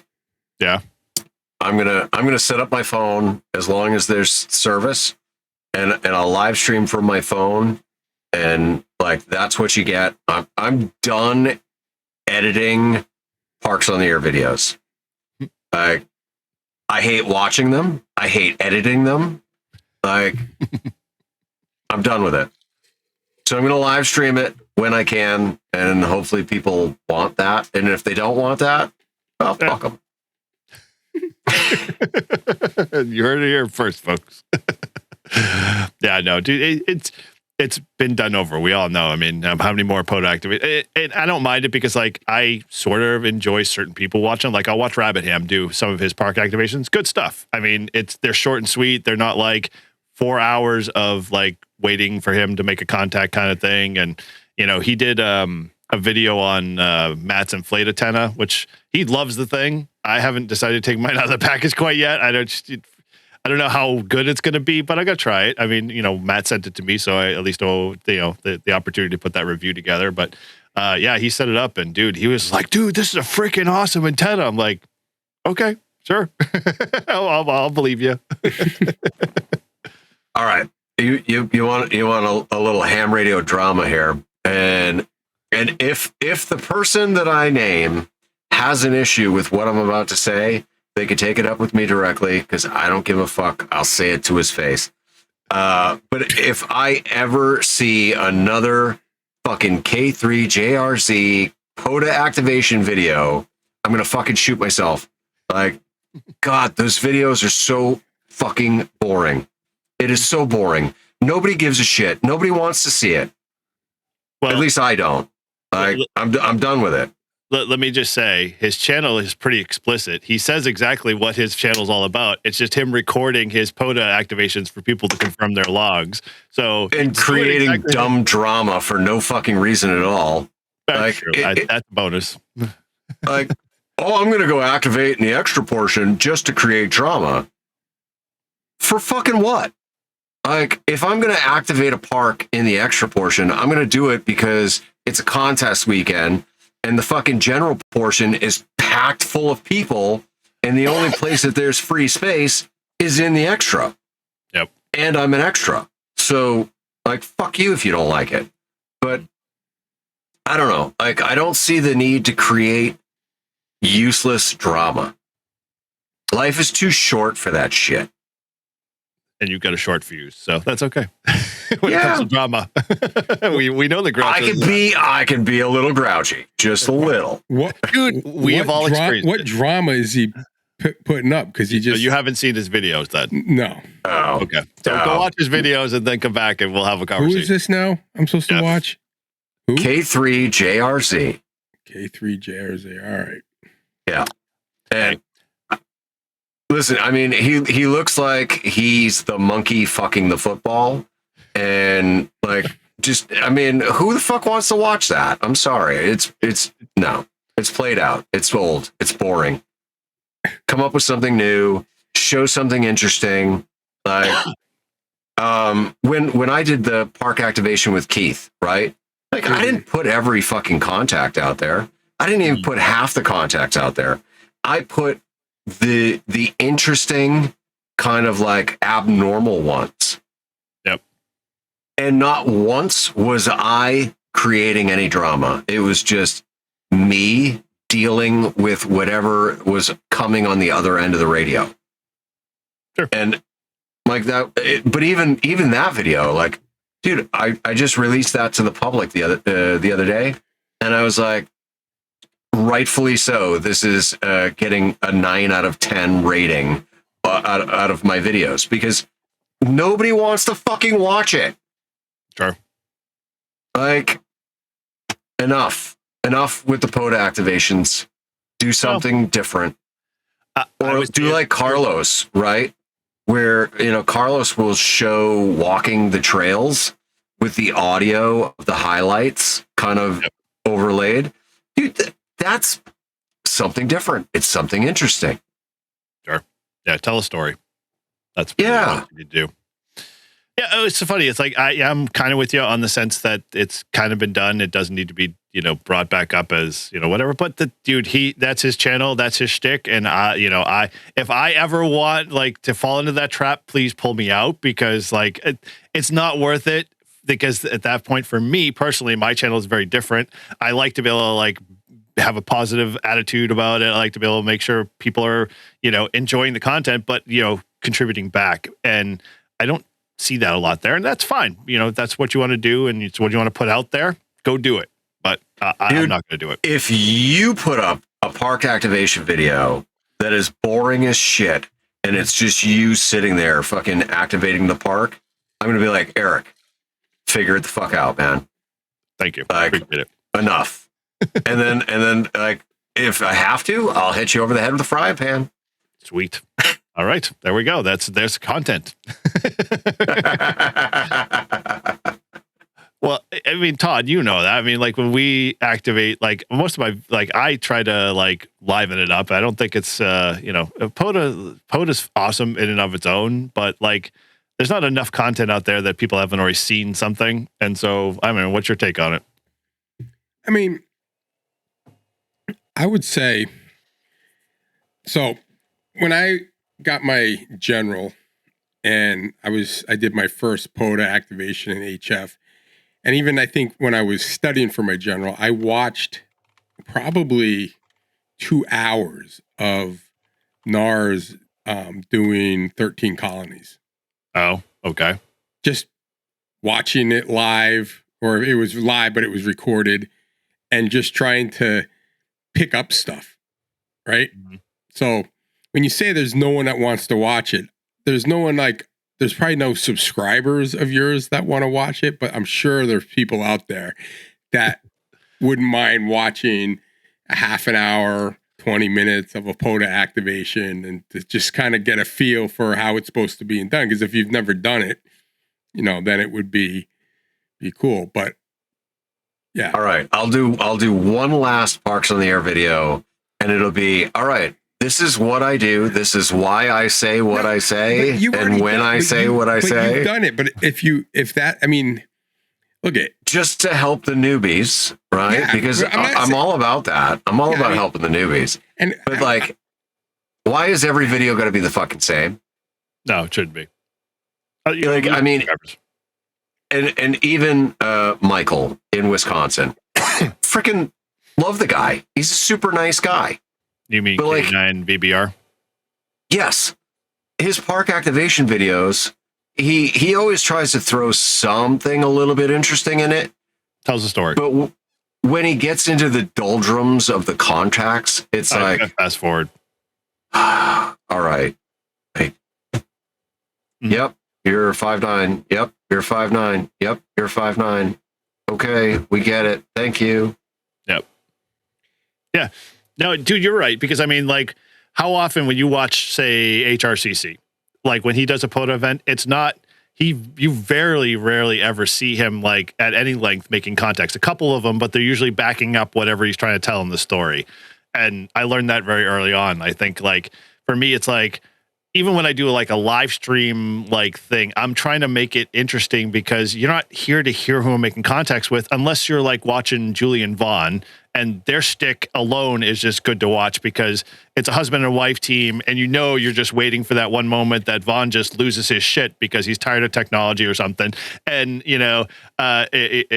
Jules is no, we got to make this. I can't leave here without making a successful activation kind of thing. So you see this couple fight back and forth. That's what sells that. That's what people get attracted to, and it's fun. And so, but eventually, after a while, people are going to kind of get bored of seeing the next activation. So, we get to see other stuff that they're doing, which is pretty cool. Yeah. Yeah. I'm just saying, Parks on the Air videos, it's old. Fucking old and it's played out. Yep. Do something different. Make it interesting. When I started my channel and I bumped into when both Kyle and Jason were up here doing all of New England, that was one of the questions I had asked him. I'm dude, so what do you enjoy doing most? He's don't do Parks on the Air videos a lot. Just do a little bit. They're not evergreen. They will never be around for the long haul. People get bored of them fast. And that's the best advice I think I ever learned from him because it's true. I fast forward through exactly like you said, K9 VBR's videos. When he gets to the contact section, I'll fast forward it, waiting for him to, cut to dinner or cut to the next thought part or go to the summary. And because you heard it, what exists. If you do it, it's kind of old hat. Yep. And so, but to Todd's point, right? I think maybe, right, we should all have one video that is here's how you do Parks on the Air from my perspective. Yeah. And then that's it. Or how you get ready to do a Parks on the Air and not actually go through unless you're using the how to get into a pileup kind of thing. That's what we talk about in Brew Activate. We talk about how you get to that pileup or how you get to other things in the POTA experience, but we're not sitting here hashing out our last POTA experience and doing a root cause analysis on it, which, I can only be humorous if anything, but.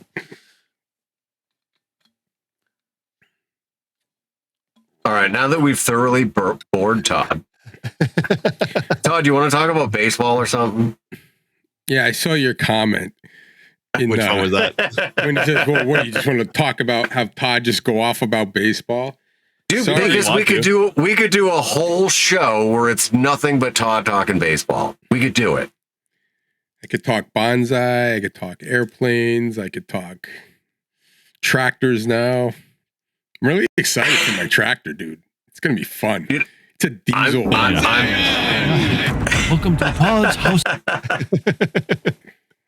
I'm excited for you with that little tractor because I'll tell you, like, I had a dude. I bought this garden tractor. It was a John Deere 325 series garden tractor. I put a plow on it. I spent more money on the plow than I did for the actual little tractor. But several times, just in my little half-acre plot of land, I had to rent the little Kubota from Home Depot to like move some dirt around and do some shit. Like, dude, I always wanted one of those little freaking tractors. So I envy you a little bit. Like, I mean, not that I could haul a fucking little tractor around with me. Dude, that'd be awesome. But it'd be cool to have one sitting in my house waiting for me to come back. Yeah, like my thing is, see, this is how it happened. I went to Diane. I said, I come in from using the Ranger snow, like heavy snow. I just did my driveway, my dad's and my neighbors. I'm freezing. The thing is like I had to like plow off like the top of it because the snow guy had 4 feet of snow at the end of the driveway. And I was like, you know what? I go, this thing was meant to like do like 6 inches to maybe a foot, but 2 feet of snow on 3 driveways at one time. It's just a lot. Yeah. So I was like, I should really just think about getting a tractor. So I just threw it out there and I go, hey, Di, I go, what do you think about getting rid of the Ranger and just buying a tractor? Yes. Don't get rid of the Ranger. No, I'm not. I'm not. But that was my in. Like if I get rid of that. So now, because my idea was like a backfire. One vehicle to maintain because it's it takes time to like you got to change oil and to keep them going. And then they break, and now you got so I've got a riding mower, and I was like, well, I can get a tractor with a mower on it, and then they don't come with bags, so I don't have to bag it anymore because that's a pain in the ass. And I'm like, all right, so this is good. And she was all for it. Mm-hmm. And then she's like, and then I'm thinking like, all right, the 6 yards or 9, 12 yards of mulch that she makes me get every year. No more, because I do it all. I shove it into the back of the Ranger with a shovel. I dump it and spread it out, or Zach will spread it out, but I have to shovel it in, and that's a lot. It takes me all freaking summer to do. Well, now I got a bucket, 54 inches. Scoop, dump, Zach, spread. Scoop, dump, Zach, spread. Every year, the freaking branches and all the shit from the winter gets buried by so my yard is filled with freaking shit, and I'm picking it up. I'm cutting up my arm. I'm like, now I'm getting a grapple, pick it up, dump it in the wood burning pile, and light it up. Well, and you can get like a 54 or bigger mower deck that you pull behind. Yeah, well, yeah. I was. Oh my gosh! I was gonna get that, yard. But dude, I'll tell you what's even better. So I just got the undercarriage mower because I have to still get through. Like if I had a field, I'd definitely get the tow behind one, right? Sure.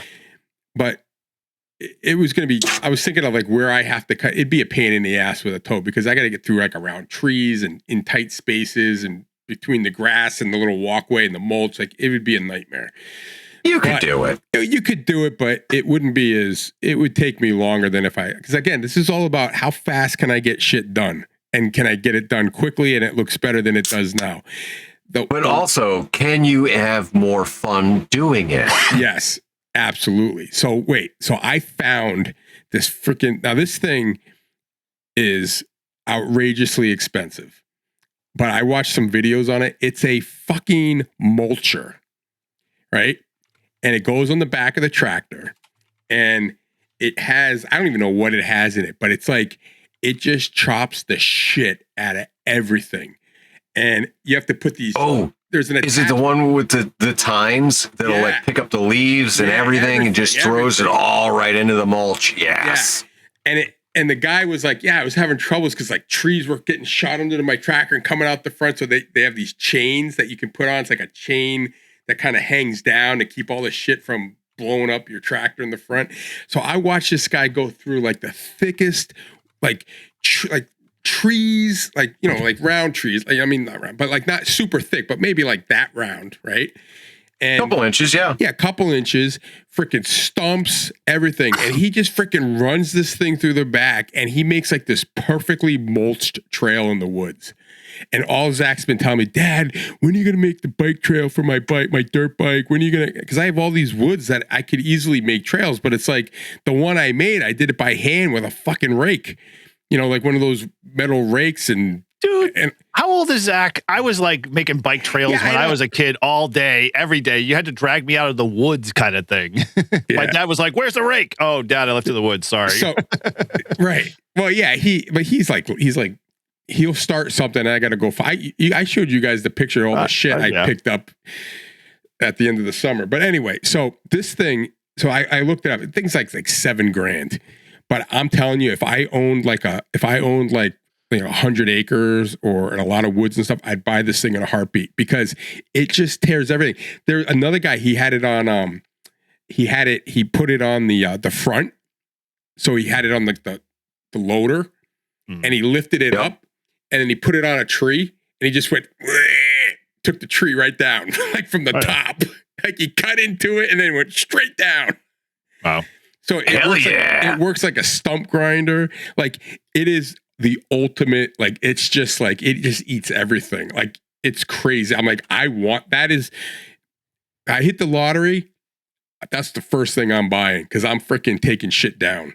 It's just awesome. But you know, there's all kinds of, I mean, there's so many things that I can do with it for my property. Like we have a lot of dead trees that need to come out that it's just, and I can just grab them, cut them, dump them in the wood pile and burn them. And the mulch every year, pain in the ass, takes me all summer. I'm going to get it done in like probably not even an hour. If Zach's spray. Do you need a new chainsaw? No, I got a chainsaw. All right. Yeah, but I was gonna say I got a really nice Poolin 18-inch bar. Like I bought it new.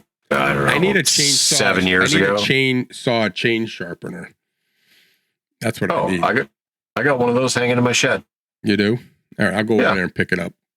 Yeah. It's hanging on the pegboard. Yeah. Hanging on the pegboard. You walk in the shed, it's on the right-hand side, hanging on the pegboard. Yeah. As far as Feel free, help yourself. But, trust me, nobody moved. nobody's touching shit in my shed. So it ain't a she shed now. So I'm gonna sell my lawnmower. I'm either selling my lawnmower or I'm giving it to my dad because he's getting to the point where, you know, he's having a hard time. And that's the other reason he won't let me plow the freaking driveway. He only wants me to snow blow it. So I'm like, all right, if I get a tractor, I can snow blow his grass and he won't, or his driveway, and he won't bitch about it. He'll let me do it. The problem is these freaking snow blowers on tractors are outrageous. The front ones are like $7,000. The rear ones that you drive over, but it's like a inverted one, $9,000. And then you can get the PTO, like the rear ones on the 3-point hitch, which is, they're like $3,000. But you're driving backwards all the time. Backwards. So like, and then I'm thinking, so this year, you know, our plow guy sucks because he only charges us like $160 for the whole neighborhood, which is dirt cheap. So like, I can't complain about him. But by like this year, the road was like barely, it was like. Yeah, it wasn't plowed at all. Yeah, but it was like. I went down it. Yeah, but it was like getting narrow. Like cars couldn't even, like I was almost getting to a point like, is my Jeep going to fit through this? So I was like, well, if I get the front end snowblower, then I could just go down like one side and widen it out and come back the other side and be done with it. But then, you know, no one's going to freaking pay me in my neighborhood to do it. So if it breaks, you fix it. Yeah. So I think I've been looking online. I'm going to try to find a used rear one and try it for 1 year. See how bad it is, if it's bad at all. Because I mean, look, I'm doing 2 driveways, maybe 3. Maybe I still do my neighbors. But he said, just remember, you know, in HOA speak, no good deed goes unpunished. So, you know, even though you think you're helping, they make you laugh. Yeah, but I'm I'm the treasurer, and my next door neighbor's the president. That's all we have, and Diane's the secretary. So I conflict of interest. I run it. No one wants to do shit. So like the mail lady. What? Don't waste your money on the rear one. Like, put the money into the front one. Unless it's a reverse one. If you get a reverse one where you're pulling it with you, then it's worth the money. So what's cool about that one is that one you can go like right up to the garage, drop it, and then pull it forward, and then you don't have to close it out. Because like if I have a front one, you just put a back blade on it, right? And then you just go out, pull it out, and do it. But dude, it's $7,000 like for a snowblower. How many times am I going to use it during a year? 4 or 5 times a month. Yeah. No, you're going to use it 4 or 5 times a month during the winter. Yeah, and then you're not going to use it for 6 months. But so 4 or 5 times for what, 3 or 4 months? So, I mean, that's a lot of money. November, December, January, February. So you have 4 or 5 months. Yeah. Yeah, but that's a lot of money for a snowblower attachment. It is. So that's, that's 20 personal uses per year. Yeah. Plus, if you're doing your dad, then that multiplies to 40. Yeah. All right. Then if you're doing somebody else as well, then you're talking 60 times a year. And then if you charge $25 a whack, I'm not charging my neighbors to do their. I'm just saying. I mean, $25 is $25. Mike, dude, Zach's making bank. So that our neighbors, they go away every weekend. They go up to their place up north to go skiing, and it's like every storm this year was weekend. They said, "Could you do it?" And Zach's like, "Sure." So he takes the Ranger, he goes and does it, and he's done in like 30 minutes. They give him $40. Not bad.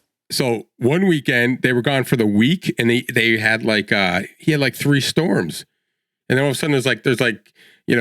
They gave me it because sometimes I'll have to help him. Like if it gets too heavy, like too big and he gets it stuck, they gave me a fucking cookie, which I was very grateful for because it was a good cookie. And he gets like the $40. And I'm like, but I did all the hard work. He's plowing. I'm shoveling that out of the thing. I said, see, Zach, we get the tractor. I'm just going to drop the blade and pull it out and you can plow it away. You'll still get paid in cookies though. Yeah. It doesn't matter how big the equipment is. And I'll be honest. I mean, and I like plowing. So like the tractor, you can buy what they call it, a snow box or something. It's like you push. It's like a pusher. It's like a bucket, but it's like a box, and it's got sides on it, and it's open in the front. So you just kind of push the snow through. That. My neighbor has one, and it's freaking awesome. Like he does his whole driveway, and it's like one sweep, and all the snow is in the front or whatever. The tractor just pulls it, and then he just lifts it up and pushes it over the hill. Those are a lot cheaper. Those you're looking at like $1,200. But I'm gonna try it this year with the bucket. See how hard that is.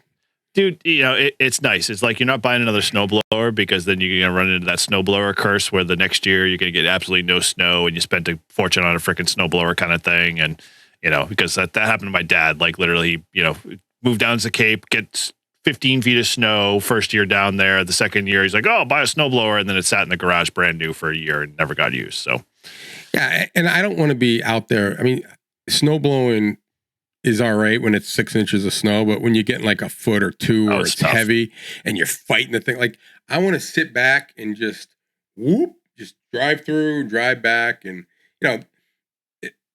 if I end up like Diane's now talking, like she wants to buy like 100 acres of land and have a family compound, which I'm like, all right, we could probably do that. Cause then I could play with my tractor in retirement and it'd be fun.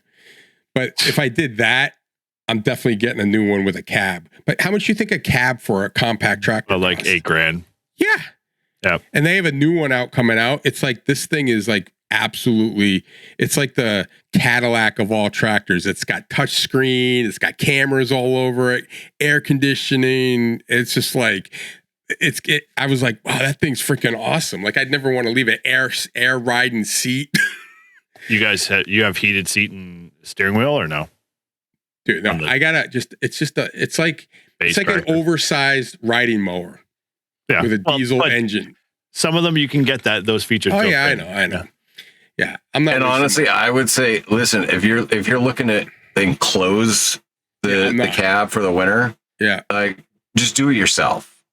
Yeah, well, they sell. You can buy like aftermarket cabs for it, or you can buy like, the only like the Ranger has a windshield and a top and a back, right? But there's no doors on it, so I'm outside anyway. And I'll be honest with you, if it's like sleeting or something out, it sucks anyway because you're just the windshield's freezing, and I got like a windshield wiper, and I'm always scraping the ice off, which I'm like, what's the point, right? Like it's stupid. And I've got like my I bought these pants last year when I went that one time snowboarding. They're kind of like I want to say they're like ski pants, but they're not like what you think of ski pants. They're more like a wetsuit type of ski pants. You know what I'm talking about? It's like that. Yeah, they're neoprene. Neoprene. Yeah. So I use those this year just to do the snow, and they keep you dry as shit. Like literally, I was like, I mean, you saw the snow. I was out there. When we were getting like that 2-foot snow, or you weren't here, but that 2-foot snowstorm, I had to go out halfway just to make sure the plow would work. And, I was told and I was dry. It was just, I was covered in, snow, but I was dry. So I don't mind being outside, and I'd rather be outside, especially in the summer where I'm going to use it probably the most anyway. Like, why do you want to be in a cab? The nice weather. Yeah. Well, and I mean, if you're going to start with just using the bucket for snow removal, it's not a bad way to start because you can angle the bucket, you can back drag, and then you can scoop it and move it. Yeah. Well, like this year, it would have been great because we had such high snowbanks, and I couldn't get it up anymore because it was so high, and it was starting to move into so it would have been nice to be able to scoop it and push the piles back. But it's like Zach and I are making a rope tow in the backyard for next winter so he can do his snowboard tricks. So we're going to make a couple of rails and stuff. I'm like, Zach, when I have the tractor, we have the bucket. I'll just take all that snow and build a huge freaking hill for you. Because we have a hill going down. It runs along the woods. So there's already trees there. I can run the tow rope. It would be easy. It's like it's like $170 at Harbor Freight for an engine. And I'm just gonna the Predator, the Predator engines, and I was like, yeah, we can do that. I can build like as high as you want, whatever you want to do. And he's like, really? I'm like, yeah. So now he's telling all his friends, so it's going to be like the Todd snowboard. But I'm like, shit. I'm like, if I get enough snow, I'll stack it right up to the shed. I can go down the shed off the roof, make a bank. Oh God, I got to get an insurance, policy rider now. Yeah, but it's the guy. My neighbor. We've been fighting the town because there's a thing coming up about taking our land for eminent domain to make a bike trail.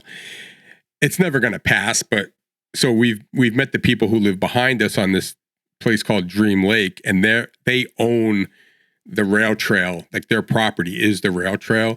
So they've all said, no, we're not giving you a right of way. And this one guy, Costas, he built a huge barn, like right in the middle of the trail. Cause he was like, I'm sick of people coming down there because people were being assholes and going down there and like screaming, yelling, throwing shit in his yard. And so, they're trying to stop it. Well, the town came to us like 2 years ago, and I walked back there and they're like, would you be willing to let us, use your land to build like a deck around this barn? I was like, yeah, I don't care. Sure. Because it's wetlands back there. Like, you can't really build anything. I said, yeah. I'm like, I'd be up for it. Well, then all of a sudden, like all this shady shit was going on. And then they called this meeting, and I didn't realize like everyone behind me was batting against it. And they told us everyone was for it. And I was like, oh, so you're going to lie. So we've been getting together. So this guy Costas, his family owns Giorgio's. So he owns the one in Merrimack. His one brother owns the one in Manchester, and the other one owns the one in Milford. So he's like literally right behind me. And so he's got a kid who's like 11, and he goes to like private school or something. So I said, well, dude, I'll just, there's enough woods back there. We could just cut a path, and then the kids could just come back and forth. Because there's, Zach would go fish at their pond, and he could come up here and go sledding or whatever. And when he came to my house, because we had a meeting, Costas trekked through the woods in his snowshoes. He shows up at my house. He's like, hey.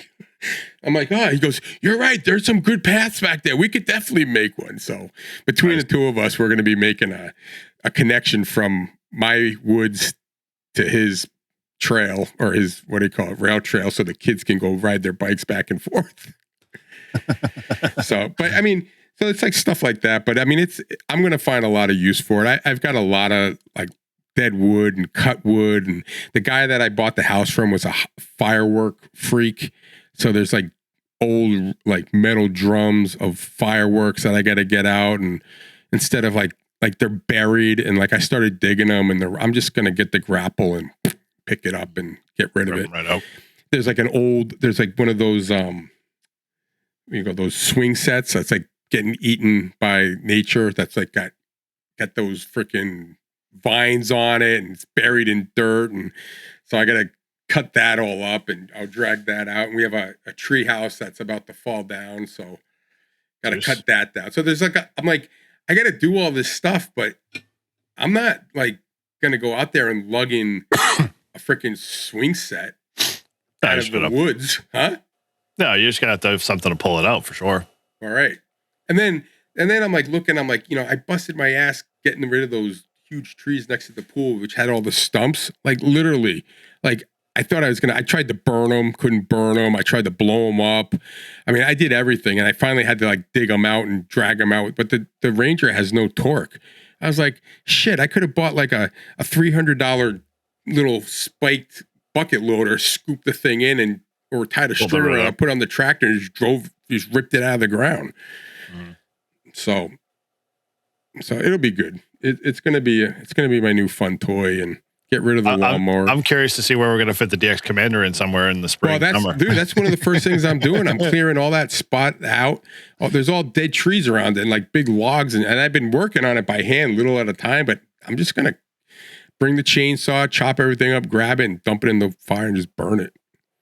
The first video on W1STJ's channel is going to be all about his tractor. Yeah. She thinks my tractor's sexy. Welcome, homesteaders. That's what we'll call you. I've been thinking like I might do, my channel might be a little bit of all my hobbies. I could do bonsai 1 week. I could do tractors. I could do model airplanes, ham radio. Dude, I'll be like, do it. I'll be like, sounds like a plan, I'll be man. like, this one's for the Grouch, and just do like a 3-hour activation.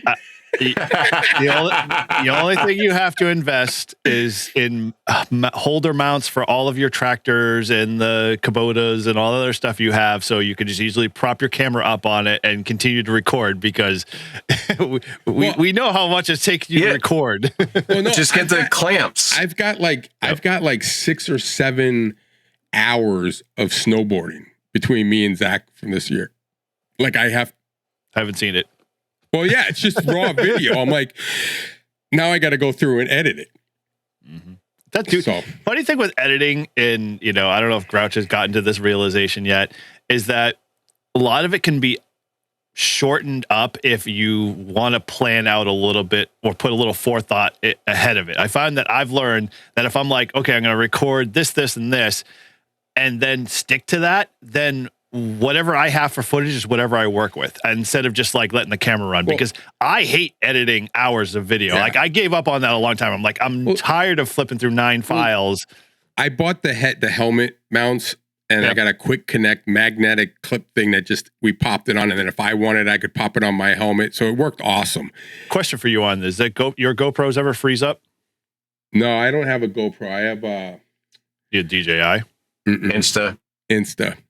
Yeah, well, that's DJI, but yeah. The 360? No, Insta, it's a brand. Oh, it's DJI. Yeah. Insta is? The Insta Action or whatever the fuck it is. No, it's not Insta. What the fuck is it? They look like a GoPro, but they have a bigger lens. Yeah, but it's not by DJI. It's a different company. Oh no, Action. Action is what it is. It's the Action something. The DJI. It's not one. DJI. It's like a GoPro, but it's not. It's better.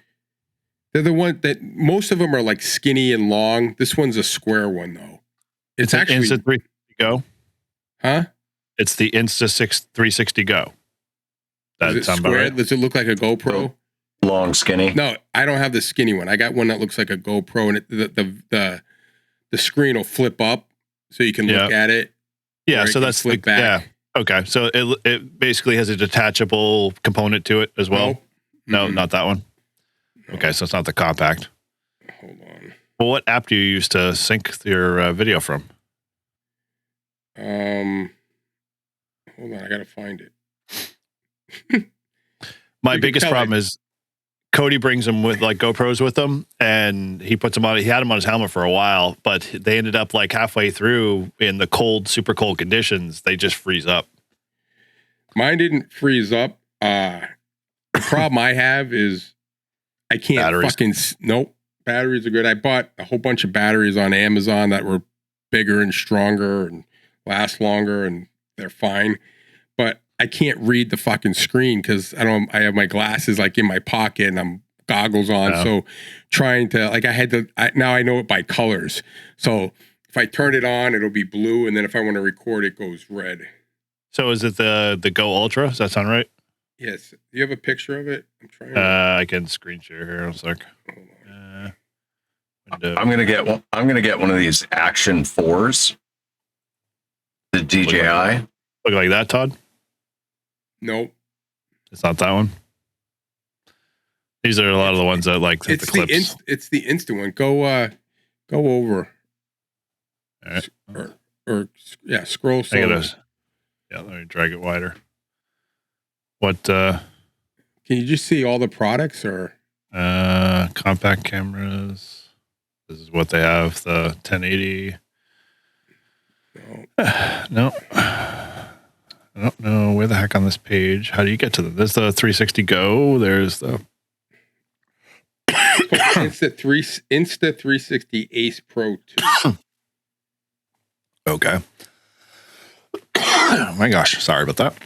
So it's the Ace. Ace Pro. Ace Pro 2. There it is.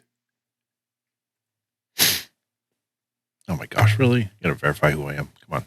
We're on your website. Yeah, okay. That's it. Yep. That looks just like the fucking Yeah, it's pretty awesome.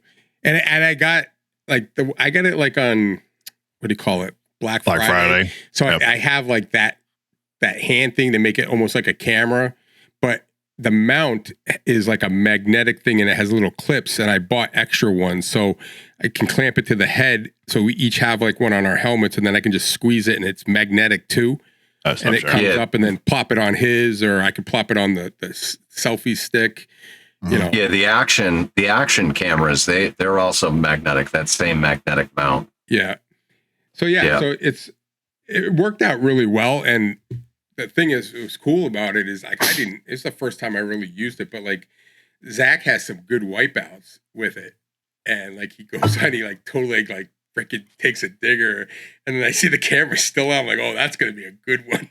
And then I got the video of the kid that got the girl, she's coming off and she had her snowboard sideways and her mother hit the snowboard and fell, and then she didn't get off the chairlift and it whips around and she starts going down and the guy doesn't stop the chairlift, and we're all yelling, stop the chairlift. He's like, no, it's fine. We're like, no, she's still on it. And she's like a 6 or 7 year old. Oh gosh. And we're like, he finally stops it. He's like, can you reach it? Can you put the bar down?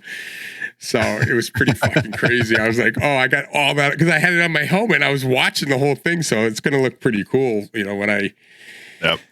But yeah, so it's I don't know how they're gonna. I looked at some like we would look at him and I would do some of his jumps and stuff, but he, it was fun. But again, my thing is I can't read it if I don't have my glasses on. So when I get off the chairlift and I turn it on. Like it's got all touch screens and stuff. So I literally I cannot see it. So I have to I memorize the colors and I just try to keep it on the screen. But if I have to look into it, I got to get my glasses, take the things off, put the glasses on, because I literally can't read it. It's all blurry. And I'd have Zach, I'm like, Zach, what does that say? Does it have voice? Mm-hmm. Well, then, like the GoPros, if you enable the voice option, you could say GoPro record, and it records. And you say GoPro stop, and it will stop recording. I don't know if it has that or not. I mean, it records sound, It comes. You can buy a button. It was like a ring button that have it go on and Yeah, off. it's like the GoPros. Yeah. So I mean, I have to look at the remote. Some of the more options they have, but it works. I mean, it worked fine, and it's durable because Zach like literally like, I mean, he wrecked pretty hard, and thing was like you can't even tell. I mean, it's all like rubberized on the outside, and it's pretty durable. Yeah.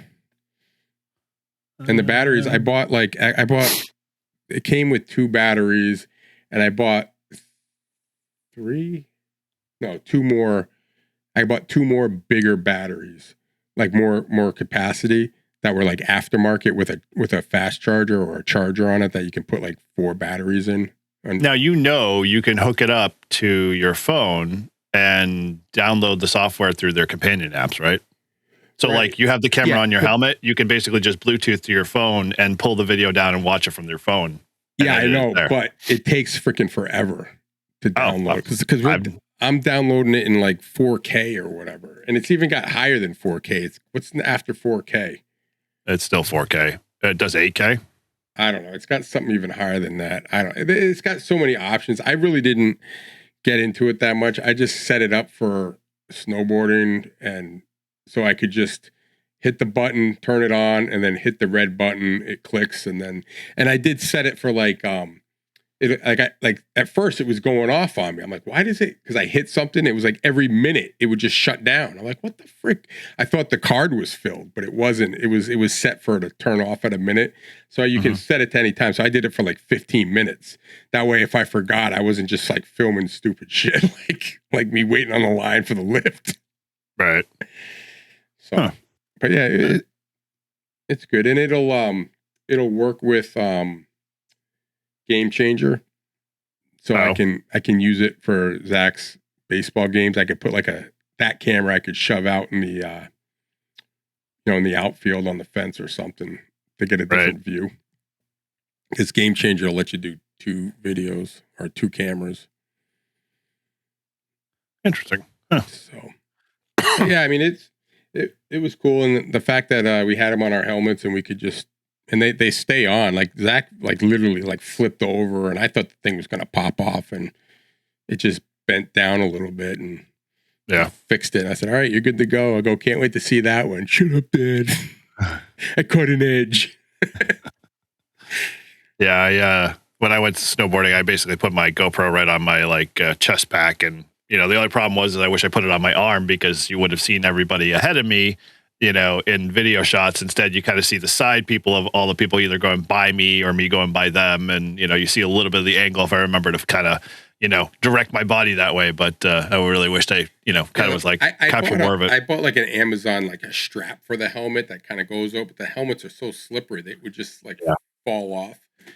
So I ended up just getting the the sticker things. And those things, once you put them on, they don't come off. Yeah, they don't come off.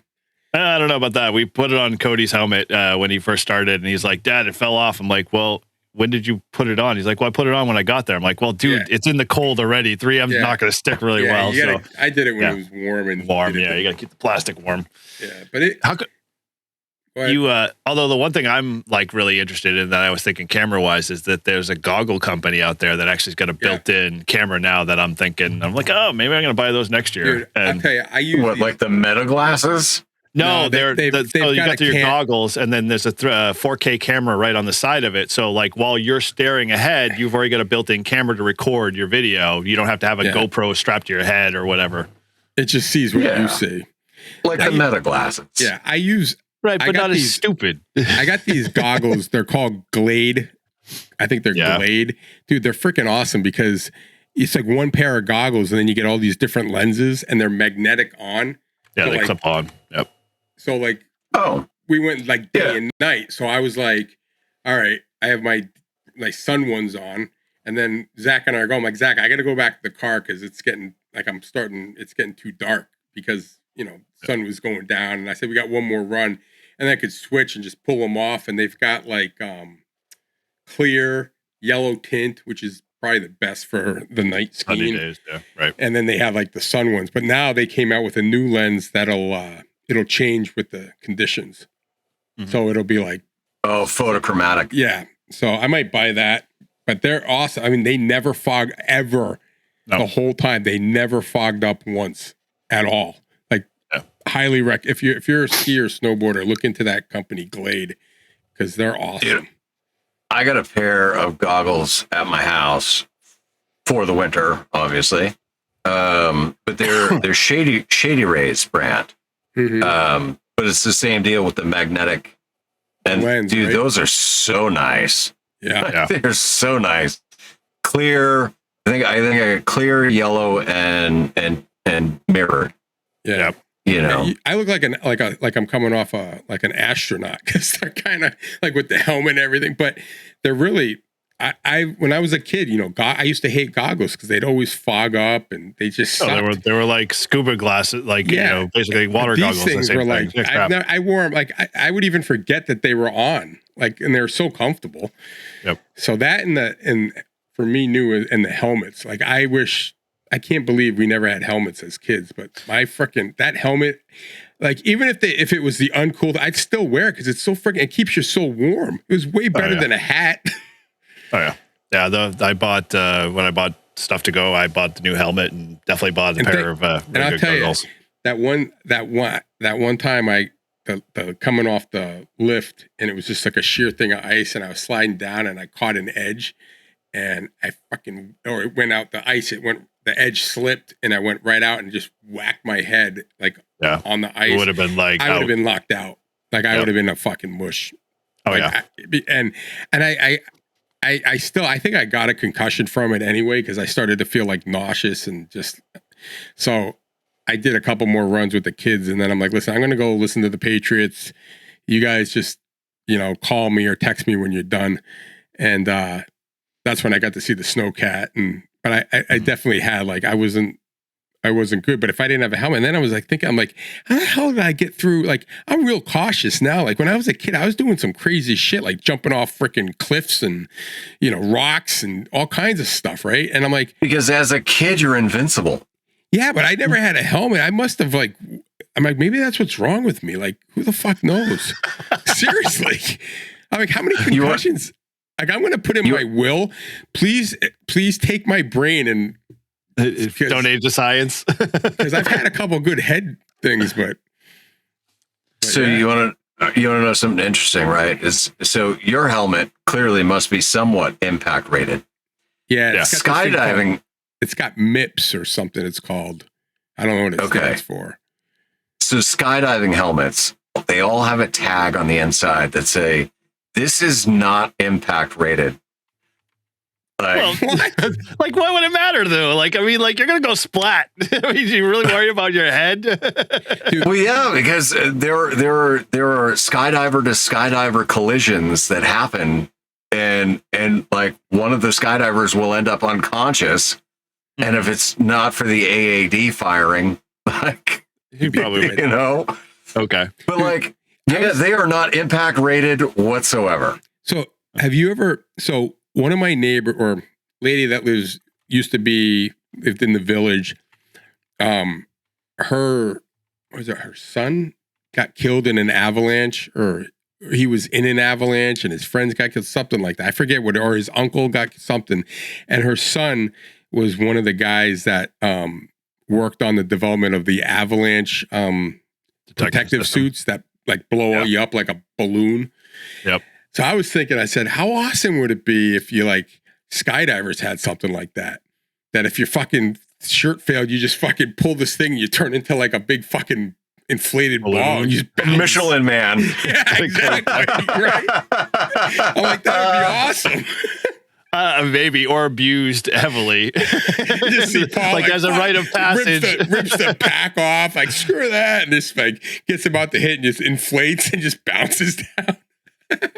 It no longer dive naked to get your rite of passage. Dive and get pulled. But those avalanche suits are like basically what happens is you turn into like a balloon and you ride the top of the thing. You're bouncing on top of the avalanche instead of getting buried. So I would be curious to know like what the impact rating is on those those inflatable suits. I don't know. It's gonna be pretty intense. How cool would it be if it was like if you were like 100 feet up and you could like disconnect your chute and inflate that thing and just fall down and bounce. That would be interesting. Well, they have them for motorcycles. Motorcycle riders have them now. Like they have the full complete jackets that literally just inflate. It's kind of crazy to see. But you were asking what MIPS stands for. It's multi-directional impact protection. Yeah. So if you hit your head only one way.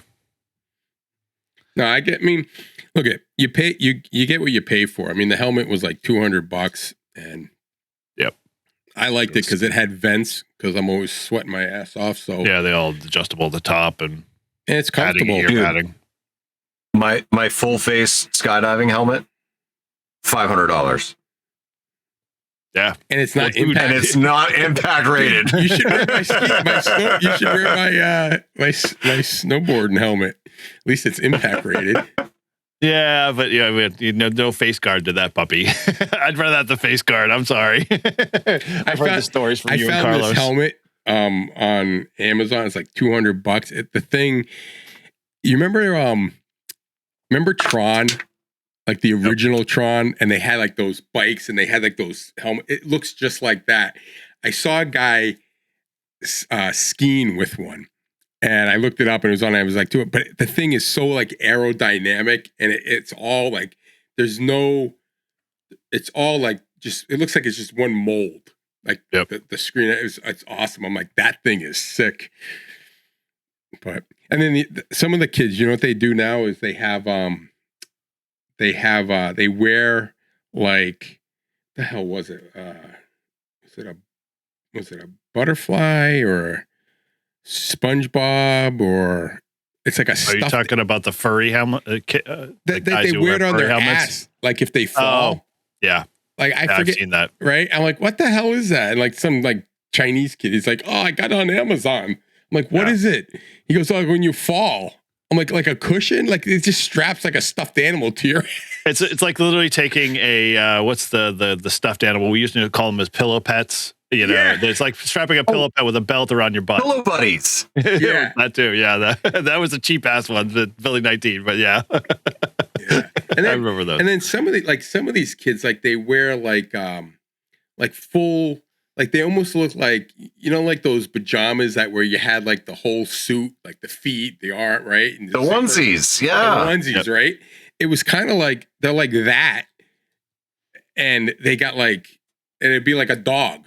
Right? Yep. So it's like a dog Halloween costume with over the helmet and the ears flapping. And I'm like, what the fuck is that? He looks like a pink nightmare. Yeah. Do you want to take that off? Oh, yeah. Got your attention. Yeah, like that. I think the reason why they wear that is because of all the stupid when you're skiing, like skiers don't always pay attention to where like other people are a lot. And so like they'll like, you know, you see all these stupid accidents with snowboarders and skiers and stuff like that because you don't pay attention to who's behind you. But when you see something that bright and ugly and weird flying right by you, stop and look. You're going to get the hell out of the way. Listen, it's always the skiers and it's always the little kids. Right? Yes, Mike's got a Buc-ee's. There you go. There's what you have to wear in the slopes next time. Buc-ee's onesie. I'm sad Mike didn't take his camera into Buc-ee's when he purchased that because I wanted to see if he had to ask for a larger size, and the lady obliged and gave him one. This is not for your child, is it, sir? No, it's for me. Please. Yeah, you know what? If Mike wants to send me his Buc-ee's onesie, I'll skydive with it. Dude, you're in Buc-ee's country. You can go pick one up. Buy one. Yeah, I know. You're literally. We'll say, we'll do a little fundraiser next live stream. Get you a Buc-ee's onesie. Listen, dude, that's how you make your next purchase when you want to raise money instead of shaving the beard. Yeah, freaking people can buy you. Like weird outfits. Oh, dude, that'd be so awesome. You know? Gold. Here's a hooker's outfit. Yeah, I want you to look like a hooker jumping out of the plane with high heels and all. Like a Chewbacca outfit. Yep. Oh, dude, yeah, dude, a Wookiee. That'd be Wookiee awesome. Outfit. Oh, yes, dude, there's a gold mine. There we go. Oh, it could be awesome. People could send you all kinds of shit. You and Carlos need to do this when you go to Huntsville, and you need to do this when you do Dayton. Listen, both of those. Line them up. If this starts going on, you're getting a bra and a thong. Yeah, absolutely. That's what I was Parachute mobile in a bra and thong. Yeah. dude. You should just be like, hey, you send me the outfit, and I'll wear whatever you send me. I'll wear whatever you And, like send kind of a me. surprise, like. Before you even get on the plane and before you're in line, you have to open up the gift, and that's what you have to wear. That'd be awesome. Well, it would have to be before I gear up to get on the plane because I'd have to put the parachute on over it. Do it like, But there'll be no takesies, backsies. There's no like you $100, and I'll wear whatever you send me. Exactly. Yeah. Dude, you'll have so many people be sending you so much stuff. You'll be like jumping for free and buying like extra gear. Oh yes. Well, I would like to get an audible altimeter. They go in your helmet, but they're like $400. Okay. And so that's outfits, dude. I mean, nothing. That sounds like a great fundraiser. Yeah, 100%, dude. And once a month, you literally the first 100. Once a day, every day. Everyone's gonna send them. Yeah, well, I guarantee. I know it cuts in his live streams with guarantee you Weekend do that, you would go freaking viral because not only would the ham radio skydiving people see it, but like it would get wrong. Like if they see you fucking jumping out in a bikini. Like you jumping out and come on, like people would be like, "This is fucking guy's crazy." So here he goes, Todd. Like I'm sure after we do this, he's going to go to bed. It's going to get so busy, he's going to forget. So we're going to have to hop on every Weekend Warriors live stream from now until he finally remembers, and then he'll start doing this. It'll be like we'll get everybody on board because. So what size are you, Paul? Could you please let us know so we can start sending you outfits? I wear an XL 99% of the time. Right. It's an XL. And the next Weekend Warriors is this coming Friday. Well, there you go. We're going to start. Bob, if you're still there, you know what you need to do. Dude, that would be crazy. Oh man, just be awesome. Like, send me an outfit and I'm XL outfit and $100, and I'll jump with it, dude. Yeah, I swear, you would be the talk everywhere. You did no doubt in my mind. It'd be like, did you hear what Paul had on this time? It would make Carlos feel bad because Carlos would have to compete. Like I'd be sending you like those Halloween costumes, like the nun or the priest, or get your furry outfit, like those freaks that do the furry things, and you can be like a unicorn. I mean, it could be pretty awesome. Make him look like one of the members of Guar jumping out. Or what are those Teletubbies? Dude, Teletubby Grouch. Tinky Winky skydiving. Do we get Carlos and him to do it at the same time? They can both be bouncing to the plane while they get there. Get him an Oscar the Grouch Halloween costume. He can jump as the Grouch. That would be an obvious one. That would have to be guaranteed. But yeah, have him dressed like a stormtrooper, Princess Leia, Jabba the Hutt. Yeah, and then you get so big, then you could just start doing sponsorships, and you'll be like, Apple wants to sponsor the Grouch jumping out of an airplane. Just get a big apple on you. That won't happen. But anyway, wants to sponsor you. Will you jump for Yesu? Come on, Icom. If anything, Icom will probably jump on that one. We're getting them all. I'm getting them a Yesu shirt, everything. Yesu pants, Yesu everything. I think. Well, once he gets the pink shirt up, you send me the outfit and $100, and I'll jump with it. Nice. Okay, you heard it here. All right, it's recorded. He can't avoid it. Not that he would. No, I'll do it. And you have to film it. You got to film it. Oh well, yeah. Well, but someone's got to film it. So the $100 would go for my lift ticket and the cameraman's lift ticket, because I would pay for the cameraman to jump with me. All right, but you still need money. This is trying to get you to raise money, so you got to have. Then how much does it cost to do a jump? You said it's like $30. So right, it's 35. Okay, right. So it'd be 70 for two of us to go.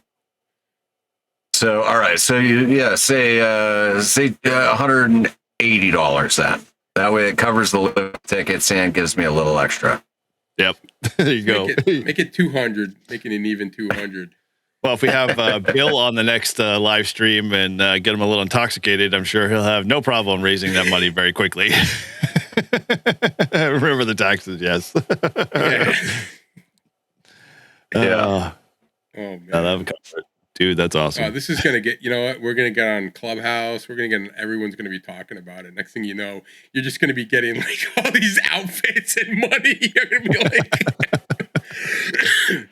Well, dude, were you on the live stream when we were talking with Mike when we said that me and Tortoise were going to drive down there one day when it was warmer down to on Tuesday to go nab Izzo from the tent?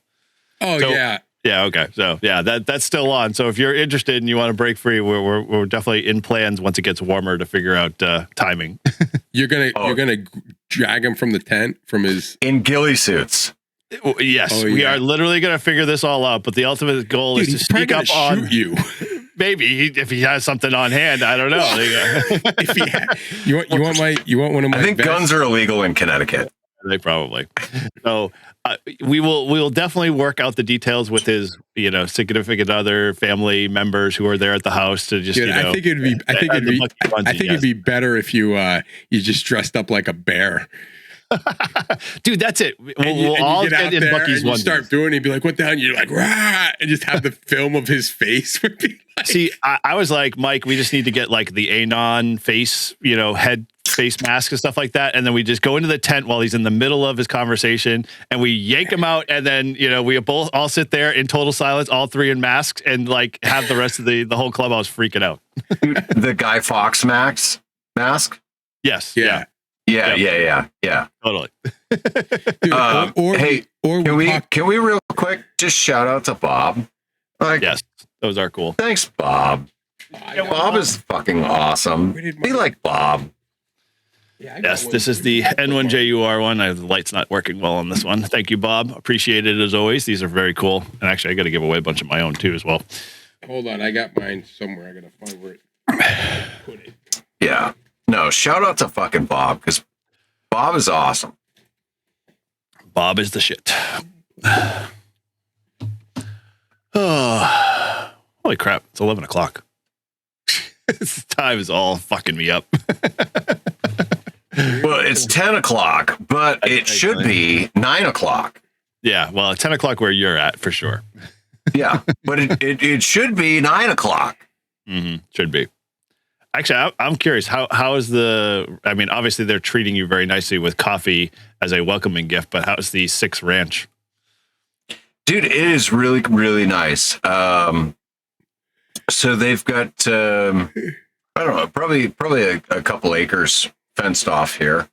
Mm-hmm. And then there's a huge field on one side, and then two huge fields on the other side. There's I think Vern said 52 acres here. Wow, that's big. Yeah, it's a good piece of property.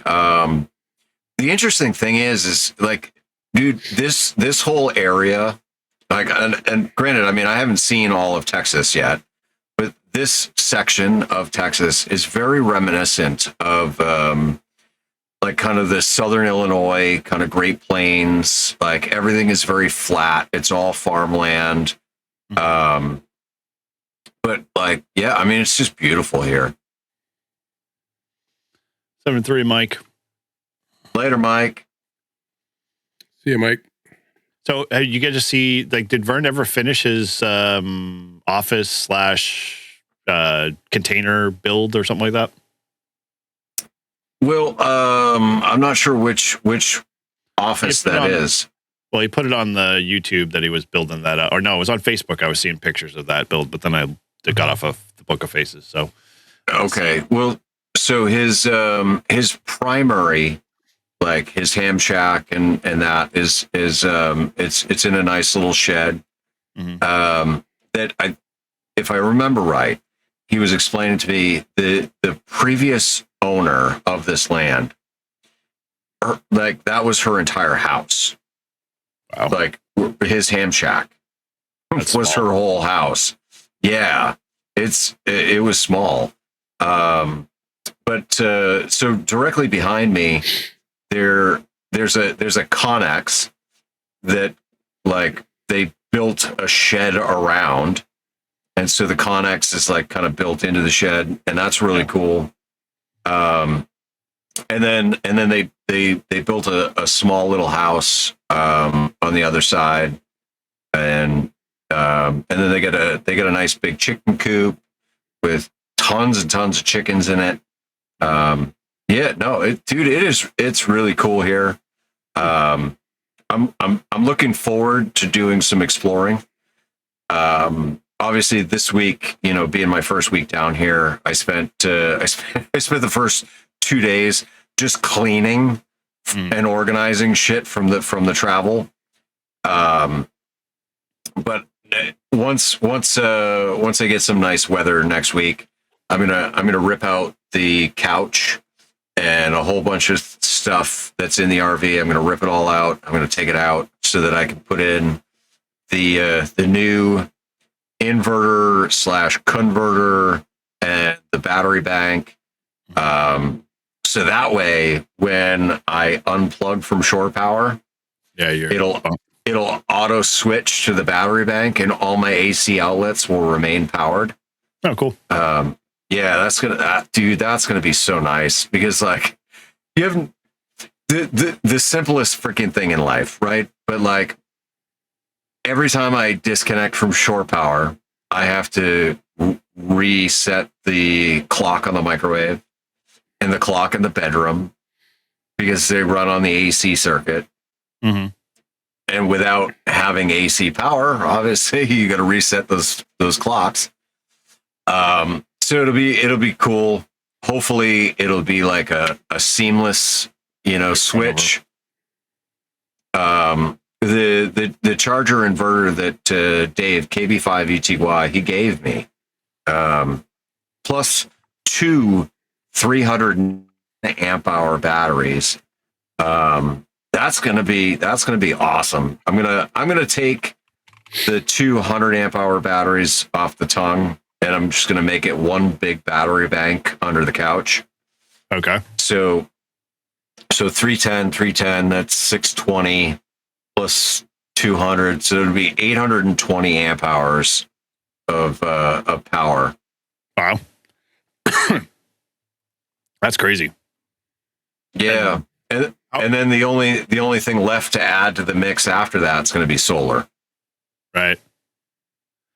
I was kind of getting lost on the internet earlier today, and I was thinking like, oh man, it would be really cool to see, obviously plan for next year to go down to like Huntsville and stuff. And I got into looking at X-Grid campers and stuff like that. You ever see any of those guys, the overlanding kind of campers that are like tow behind, 3,000 pound kind of ultra light? Yeah, like the Opus. Similar, yeah. And so that kind of size. Yeah. I ran into a company called X-Grid, and it's a little bit more easier to swallow in terms of cost. Like, we're not spending $100,000 for like one of the trailers that I was really looking at, like a Teton X or whatever. They're like right around 60 to 70 grand, which is still like steep, but they have a rental option, and I was like, oh, I like that. That's kind of cool. And of course, they have a facility in Knoxville, Tennessee. And I'm like, rent it before you buy it. Well, yeah, that. But then I'm like, well, shit, if I time it right, I could literally haul ass with Tortoise from Mass down to Tennessee, pick this up for 5 days, and then go stay at Huntsville, with this thing, and then drop it back off. And, then drive back home. So I'm not pulling a trailer all the way, 3/4 of the way, half the country. And I get to try it out. And I was looking, I was like, it's like $160 a day. And I was like, dude, that's pretty sweet for something that's got 600 amp hours of battery, an AC unit built into it. It's basically one of those soft tops on top of it. So it expands up. So you have you sleep above it, and as well as bunks below. It's got, toilet and the whole accessory, everything. And I was like, That might be doable for next year, because I'm sure there's no campsites, but once Huntsville starts to roll around this year, I'll have to put in early, or when you're down there, maybe put in early. Have you put in early? If you need a campsite for Huntsville this year, let me know, and I'll do some sweet talking.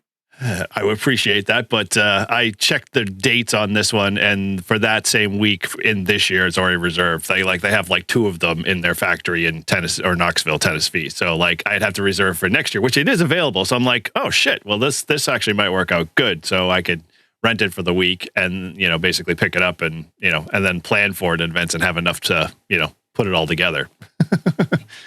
So okay, so you're looking we're 27 then. 27. Yeah, 27. Because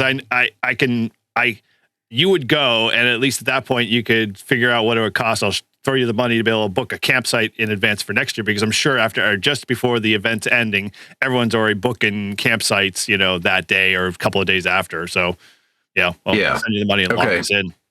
So then, so when I'm getting ready to leave Huntsville for this year, I'll book 2 sites. Or I'll book 3. 1 for me and 1 for you. Yeah, and Tortoise too. I'm sure he'll come. So might as well put 3.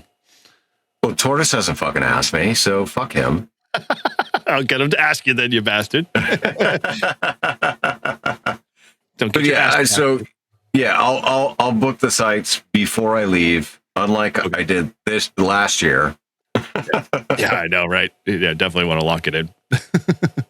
Yeah. No, we are filling Montesano like fast every year. Like we are gonna outgrow that park really quick. Now I have got some light confirmation almost that Jules and Vaughn are going to be up here in the fall at Nearfest. I heard, and I'm really disappointed that I will not be at Nearfest at all this year. I won't be at spring or fall Nearfest this year. So, but listen, you're gonna have such a great time hanging out with Julie and Vaughn. Oh, like the 2 of them are a freaking hoot. Yeah. Like, we'll raise a glass to you, and we'll dub you in via live stream just because you're honorary here, even though you're physically somewhere else. But all good. Listen, my home is in New Hampshire, but I'm just roaming. Mm-hmm. Yeah, your home is on wheels right now, but you only know one right now, but all good. Yeah, I mean, technically, I have 2 homes, right? I've got the fixed home, and then I've got the mobile. Yeah, so if you're looking for something in 2027, Todd, to do, and you want to jump in, let me know. All right, dude, I'm telling you, so far, right? So, I went to Huntsville last year. I went to Hamcation this year. I wish that I had booked an RV slot at Hamcation, because I think I would have had a lot more fun. Yeah. But even at that, like, Hamcation pales in comparison to Huntsville as far as the community aspect, the having fun and hanging out. Now, Hamfest wise, like, dude, Orlando was like 3 times the size of Huntsville. Yep. On the Hamfest side. So I've heard Dayton is like 4 times bigger. Yep. So we're gonna find out this year, because I've got my media pass for Dayton, and Carlos came on and invited me to freaking go hang out with him and go to Dayton with him. So cool. Yeah, so Dayton is going to be a good time, but Huntsville is where it's at. If you want the socialization and the hangout time, but just having fun at the park, yeah, Montesano. Okay, sounds like a plan. So if you're not coming down in the fall, if we put the 24-hour quota, you're going to come back up for that or no? You don't know. If anything, it'll just be me in the truck, probably. Okay. It'll be a quick trip. Just drive in, do the 24-hour quota, drive out. Yep. Okay. Sounds like a plan. All right. Well, it's 11:15. Holy shit. I'm done. Yeah. Do you wanna put a bow on this? Make it nice and neat. Sure. Yes. The dog is probably like, I went upstairs and I was like, why the hell are you still on the couch? And like, he's like, Dad, you have to bring me upstairs. I'm like, yeah, great. All right. Okay, let's put a bow on this thing here. So with that, thank you guys for joining Live Free and Ham as always. And thank you guys for being part of the community. We truly appreciate you, and we enjoy and love every one of you that support the show. And we can't thank you guys enough. So if you, as always, want to connect with us, you know how you can do that. You can always head over to our Discord server, be in part of the conversation. Link is in all of our show notes. You can subscribe to our YouTube channel to catch all the awesome content there. And if you want head on over, leave us a voicemail, 978-233-1142. If you got a question or you want to share a story or, heck, you want to give us an update or just whatever, feel free. As always, you can support the show, Patreon, and buy us a beer. And as always, head over to livefreeandham.com, check out all of the past shows, check out our latest swag, and you can find all of our contact infos for all the hosts. And with that, thanks again for listening. From all of us at Live Free and Ham, 7-3. 5-2. 77. Yes, 7-3, Bob. 88. It's 96. 33. 56.